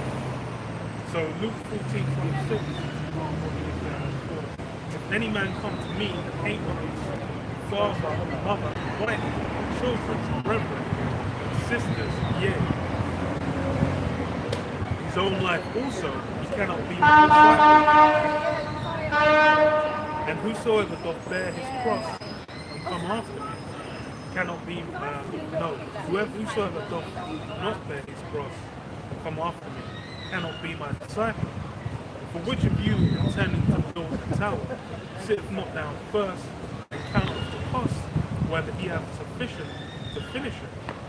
Yeah. So when it comes to dealing with his word, dealing with the truth, something where what? You got to count the cost. It's a matter of this a marathon race. It's something where you need to arrive at the end. And that's what I'm trying to do. But Hi. when No, go ahead. We tried to go to Greenwich, just not on a Greenwich? sight Greenwich, yeah, with a boat, but not like a sightseeing. You gotta go further down. Yeah, there's a Uber boat that's further down that one. I think it's by the flyover. Yeah, Or not flyover. yeah. The bridge. Yeah. You just have to keep walking straight down. It's quite a while. There's an Uber one that might take you. If not the Uber, there'll be a TFL. I remember. So not Temple, the next station over. Like, it's quite walking. All right. Maybe like 5 minutes or so. Probably 5-10. Thanks a lot, Emma. Thinking about what I said about treatment. You know, basically. I know. The sacrifices that have to be made. Yeah. There was something. The choice. You know, the choice. The choice. Yeah. You said Yeah, like, you basically got to come in and be like, hey, you know, you're going to do this thing or not. And that's something, and that's the thing as well with Jake and the world. These guys don't want any kind of serious discussions or they're not looking to engage with any serious thought. They just want, like, they're just looking to engage with the system as in the simplest way possible so they can get what? They want to have the good times, man. You know, they want a woman to give them, you know, as much sex as they can get. They want, they just want to be able to, settle down, have some kids, work a job, be able to go on holiday and do whatever. They just want a simple kind of lifestyle. They're looking to just get out of the system what they see everyone else do. They're not going to sit down and think about what, anything. They'll hear the word. They're not really going to be looking to engage with it because as far as for them, that's what. it's a waste of time. But that's the thing, it requires a great work as well, because as the brother said, it's a youth thing, it's a marathon. You got to put in the miles, you got to put in the work. Because again, you're building your own house, you're building your own temple in faith, or you're building up your temple in faith. So that requires you pertaining to that same parable you read. You have the parable about the house that was built on stone, right? If you build anything in the kingdom, you're building the house upon the sand. But if you build it, if you build it upon the rock, alright, the cornerstone that was regarded by that was disregarded, you're building it upon your outer shine. And that's a sure foundation. But then you gotta build, right? It's one thing, the equation, foundation, someone can bring you like, look, come here, I'm gonna show you where this is the foundation. You can stand over the foundation and be like, oh, that's a nice looking bedrock right there. Now you gotta, fucking roll up your sleeves and get busy, man. Go find your own cement. Go find your bricks, man. And you gotta figure out what works for you. You might build up, establish a foundation, build it, and look at it like, nah, I don't really like, I'm not into diamonds, I'm more into rubies, or I'm more into emeralds, or I'm more into gold, or I'm more into silver. That's why, what did Paul say? He spoke about, in 1 Corinthians 6 chapter, he spoke about, hey, everyone has to build upon your outer shine. But when you build, be mindful of what you place upon that foundation. Because some are going to put hay, stubble. I believe it says hay and stubble. I know there's another one. And then there's going to be, gold, silver, and precious stone. But all works will be tried by fire. So what you build upon it, hey, if you get moved to your foundation, here's your foundation, and you don't build nothing on it, what's going to be full upon it? Dust, man. Gonna get dusty as all hell. Like literally, if you had something, what's a natural occurrence of something that's not tended to? It's gonna become dusty. Or rust. Well, yeah. Corrode, waste away basically. Yeah. And you're just gonna ain't gonna be empowered. It's gonna waste away. So basically, when you build upon it, you have to be mindful when you do it. You gotta get busy, man. Roll up your sleeves. Gird up your lines, you gotta put some work on it. Lay something on it. But that's why this is all a work, man. And really, you can do, there's work that can be done idly as well. Alright, it can seem like you're building up something, but that same thing you're building could be ain't stubborn, man. Because you had the elder bishop, should I say, basically speaking about, probably doing 10,000 videos a week, all that type of stuff. When you do the work, you gotta do it precisely. You gotta do it correctly. It's not a light thing. So that's why it's important for you to have understanding and to be mindful of what you do that's onto edification. Around with the word edification, it's building. It's actually going somewhere. It's building upon the foundation that was laid before you. Hebrews 2,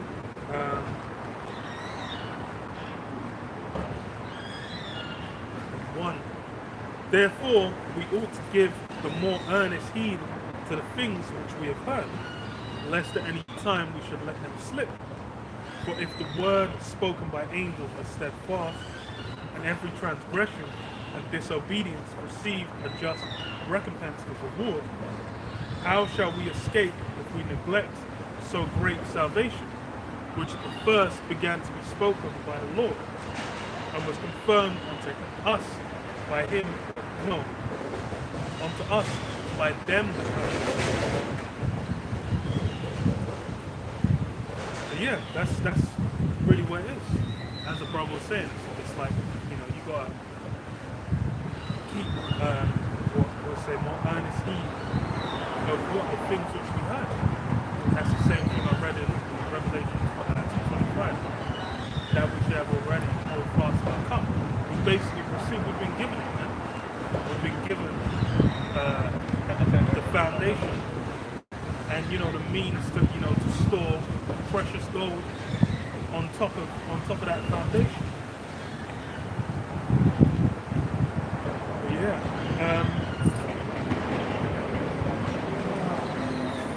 Says Most High.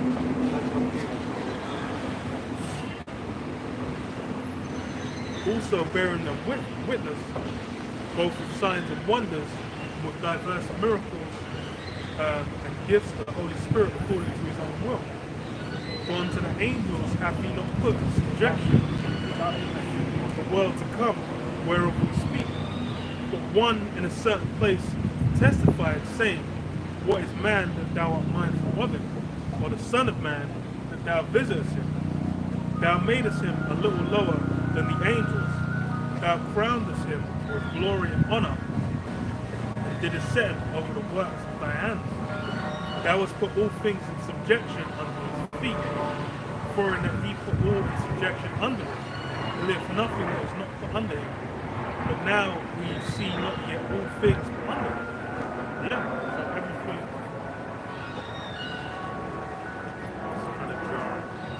Everything's essentially been set up for what? To be received, to be put under Yahushua's feet. And that's something that as we went into the previous chapter, that all things in all worlds were formed by the word of the Most High. So these are things that Yahushua crafted, Yahushua and angels crafted, and that now is what? It's waiting to receive it as what? His possession, his inheritance. And we're going to be what? Joint heirs, joint inheritance. We're also going to receive part of that reward. Those are the elect first, then afterwards, when they come back through the elect, those are the two first. Says what? We see no yet. Okay. Verse 9. But we see Yahushua, who was made a little lower than the angels, for the suffering of death, crowned with glory and honor, that he, by the grace of the Most High, should taste death for every man. It says, yeah, what? He's made a little lower than the angels, for the suffering of death, crowned with glory and honor. It's now what? Yahushua is sitting on the right hand of the Most High, waiting for what? To receive his reward. Basically, Yahushua is accomplished all he needed to do. As he said, before he gave up the ghost, he said what? It's finished. Everything's set. He's basically set so that he can get his kingdom. And now what's playing out is basically what? Those are the elect being tried, being pulled through the fire so they can be perfected as well to receive their reward. Those wicked amongst the wicked number amongst Israel, they're going to receive their judgment. Those on the walls are going to receive their judgment as well. Now is what? Yeah, it's the time when all that final legendary judgment is going to go out. Then we'll have what? The kingdom of heaven, man.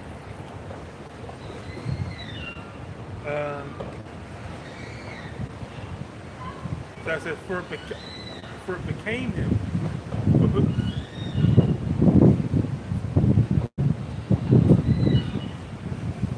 For it became him for whom are all things, and by whom are all things, in bringing many sons unto glory, to make the captain of their salvation perfect through suffering. Yeah, so Yahushua was made perfect through suffering. So then how much more so us following after? We're also going to have to be perfected through suffering as well. And that will be scaled to whatever level that particular brother is. Because you have what Yahushua went through. That was something only Yahushua could do. Just as it says in Revelation, the opening of the seals. It said what? They wept because there was no one there who could open the seals. Then they said what? There was a lamb as he were slain. And then what? They just opened the seals. Look. That's free Yahushua. Same. I was going to say something because it's the same. Because it's the same with, hey, like I said, everyone has a lot, right? That no other brother is able to fulfill, because why? We're in the body of Yahushua. We all have a unique position and a unique offering to his faith that we have to manifest. We have to understand it. And how do we manifest it? Educate ourselves. What educate basically is to draw from within. And what's within us are spirit. We will have an individual spirit. That's why the Lord said that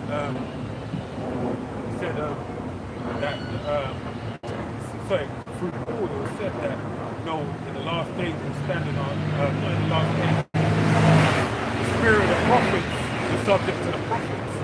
Right? And that's why Daniel was told unto Daniel that, standing I lot in the last days, Lucy paraphrasing. Yeah, I was trying to remember it and I got nothing. But basically he was told, Daniel, shut the book and basically to the last days where you stand in your lot. Alright? So basically we will have a lot that pertains to us, man. Hey, when you go to deal with someone like Daniel was, along with Shadrach, Meshach, and Abednego, Hananiah, Azariah, and Mishael, was basically in what? In Babylon. And he was a president over all the different states that pertain to Babylon and as well as Persia. Right? He had a great position that was held within those kingdoms. But guess what? You had Zerubbabel and Joshua the high priest as well, I believe it was Zerubbabel and Joshua the high priest that was back in the land of Israel, and they were building up the wall. Nehemiah was building up the wall. And he had, so you had different men that pertain to different, within the same wall contemporaries, by different parts of things, which only you read within the word. And that's the same thing in day and age, in this day and time when right now. There are different brothers in different places, different states in America, even in America. You have different brothers in different parts of the world. All pertain to different offices of a certain purpose for the faith to be pushed to the team. Right? Based on already what the Lord is self-known upon the earth. Let me read this. Daniel 12 and 13. Go thy way to the end be, for thou shalt rest and stand in thy lot at the end of the days. Yeah. It's like sounded 12 to yeah. So Hebrews 2,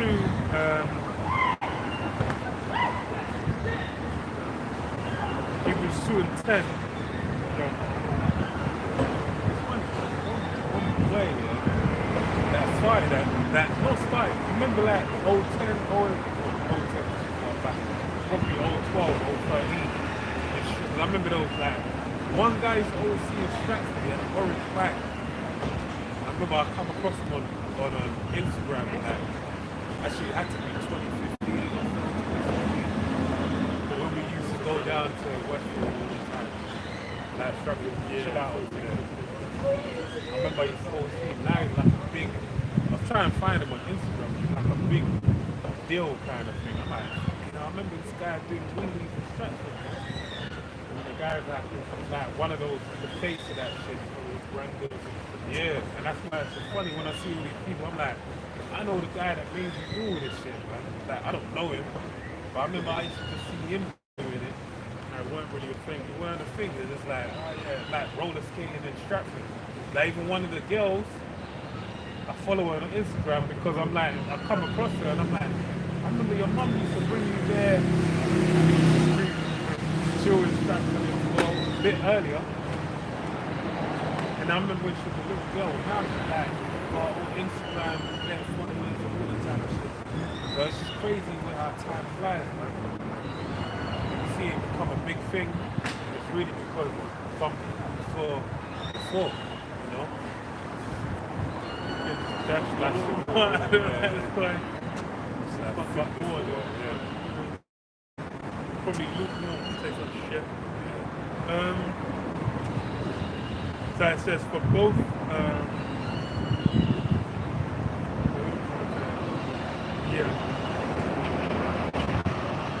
Hebrews 2 and 11, for both he that sanctifies and they who are sanctified are all of one, for which cause he is not ashamed to call them brethren, saying, I will declare thy name to my brethren, in the midst of the church will I sing praise unto thee, and again I will put my trust in him, and again, behold, I and the children which the Most High hath given me. For so much then, as the children are partakers of flesh and blood, he also himself likewise took part in the same. Yeah, the Lord basically, that's why the Lord came down upon the earth, basically to serve as a great example for us to follow in his footsteps, to show it can be done. And also, you have to precept with that with I believe it's in the book of James. Yes, in James, the first chapter, that the Lord will give you much, no more than what you can handle, right? But it'll make a way as to where you can get out of that temptation. So basically, hey, like the brother said before, wherever we're going to go through pertains to your lot, it's your measure. Remember, there's only one man that's been given it to measure, and that's why the cup you have to drink is a great cup, man. You know? But it's the same with us. We will have a measure that's going to take it out to us. We have to fulfill. And there's going to be temptations that we have to go through. That another brother might look at and be like, that ain't that deep. But to you, pertaining to your spirit, that's a heavy, not a heavy burden, but it's a heavy temptation, man. It's really gonna test you out, man. It'll test you out. It's gonna be found whether you can deal with it or not. But at the moment you get over it, it's basically gonna serve you great benefit. It's faith.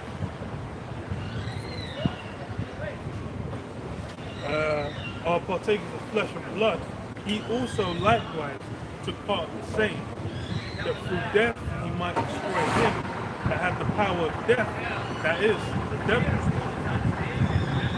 Yeah, basically gave the means by which we're essentially going to not be bound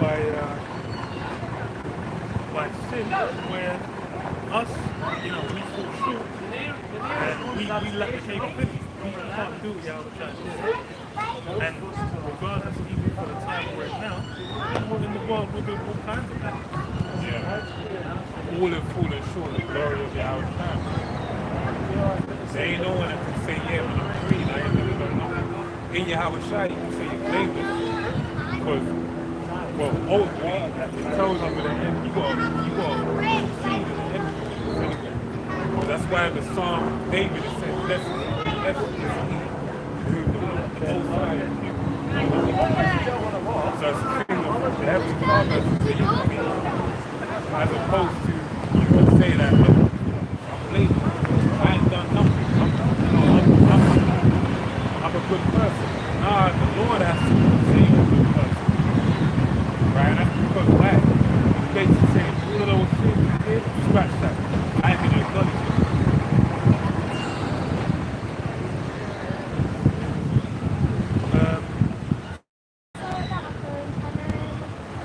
Look at this graphic.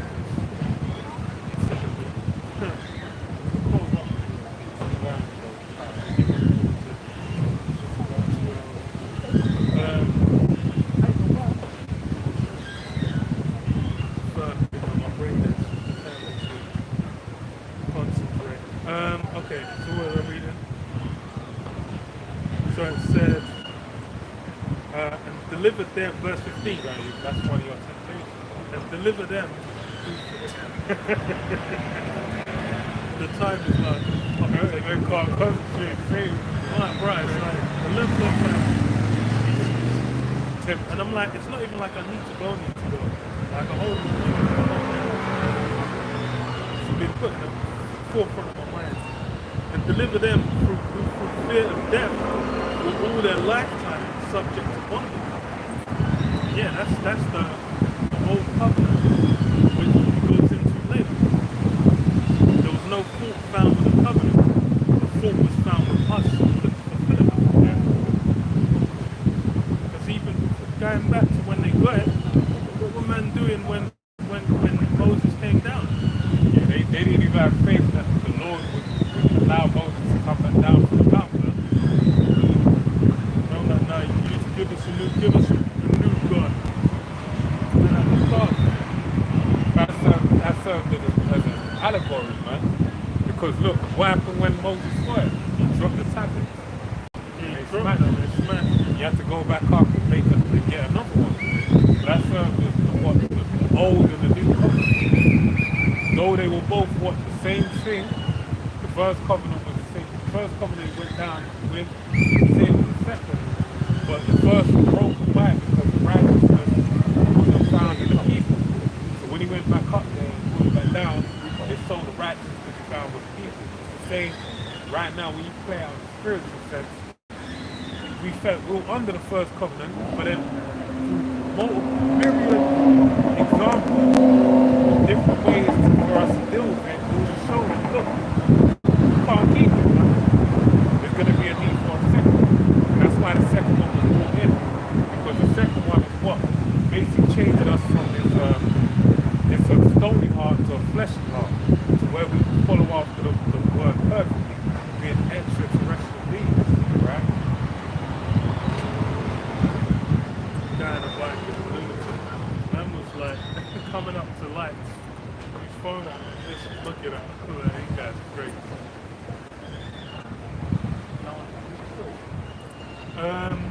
Oh, the trip. So he says, for verily he took not on him the nature of angels, but he took on him the seed of Abraham. And that as well, that's why you have the lineage, which is something that's contending. But there's no contention to be had. It's plain as day in the scripture. So obviously Joseph was his father, the flesh, and the line went back to David. That's the other key thing. David's line being the line. So the house of Saul got dashed.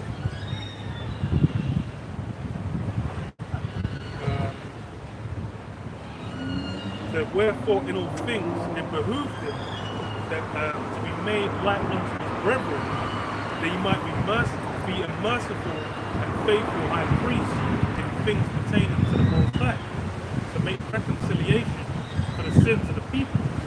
For in that he himself suffered being tempted, he is able to succor them who are tempted. Yeah. So the that comfort, what the Spirit comes to the scriptures, that's the thing. It's part of Yahushua. Yahushua is the word as well. Soccer means comfort. And that's part of what gets you through.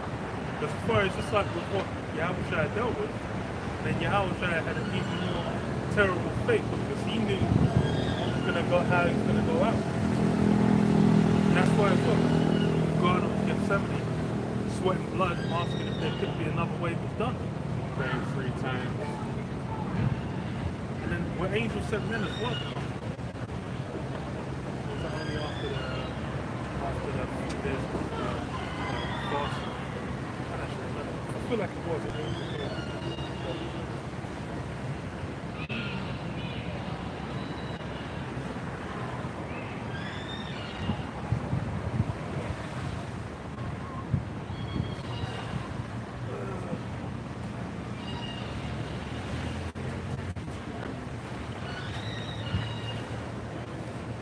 What'd you say? After fasting. Oh yeah, yeah. In the garden, it's an angel sent off being prayed. Yeah, he prayed the second time. The angel came to comfort him. Yeah.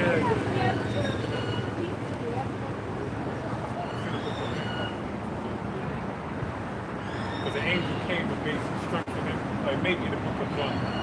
No, it ain't. It's definitely not Matthew or John. It's John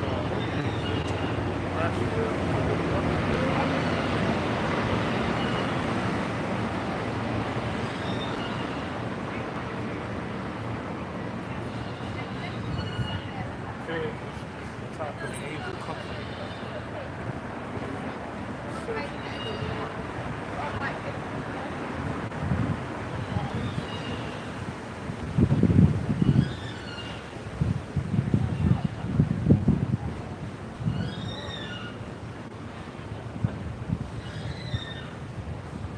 To the book of Luke 22:43.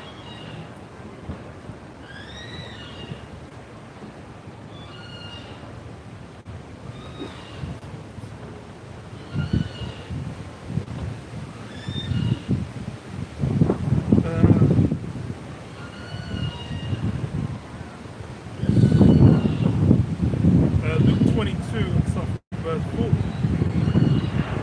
He said, when he was in the place, he said unto them, pray that ye enter not into temptation. And he was withdrawn from them about a stone's cast, and kneeled down and prayed, saying, Father, if thou be willing, remove this cup from me. Nevertheless, not my will, but thine be done. And that as well as a cut to let you know that Yahushua and the Most High are the same.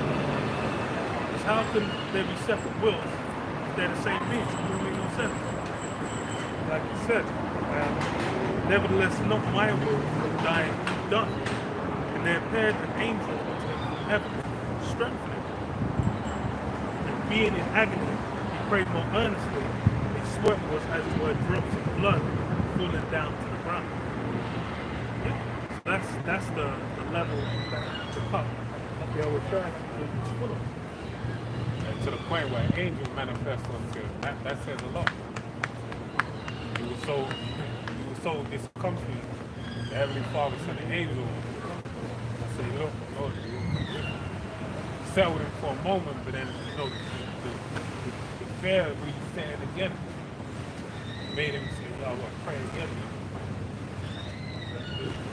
When you read through the different, what you really got to do is extrapolate through going through the different variations of the gospel. You can put it all together, like all the pieces of the puzzle. So obviously, he prayed and he went and checked on them, so that was freezing to wake them up. But then obviously, the reason why he went on to them, he felt confident, but then the spirit was stirred up again and said, nah, man, I got to pray even more, man.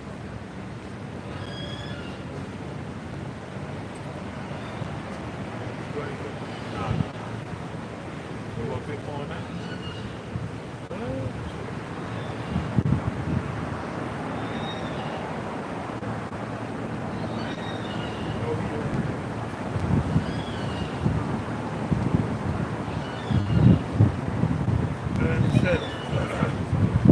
Verse 45. And when he rose up from prayer, and was come to his disciples, he found them sleeping for sorrow. He said unto them, why sleep ye? Rise and pray, lest ye enter into temptation. But mark ye the spake, behold a multitude, and he that was called Judas, one of the 12, went before them, and threw down the outside to kiss him. Yeah, then the betrayal of Judas Iscariot set events in motion. So yeah, that's the figures. That's what you always try to buy the carry to basically buy back Israel, to redeem Israel. And that's why now what we're going to receive a different variant burden. Yeah, sorry, like, With 1 o'clock, really. will those will be elect from first. And at the end, receive our reward as Yahushua has received this. Will be joint heirs.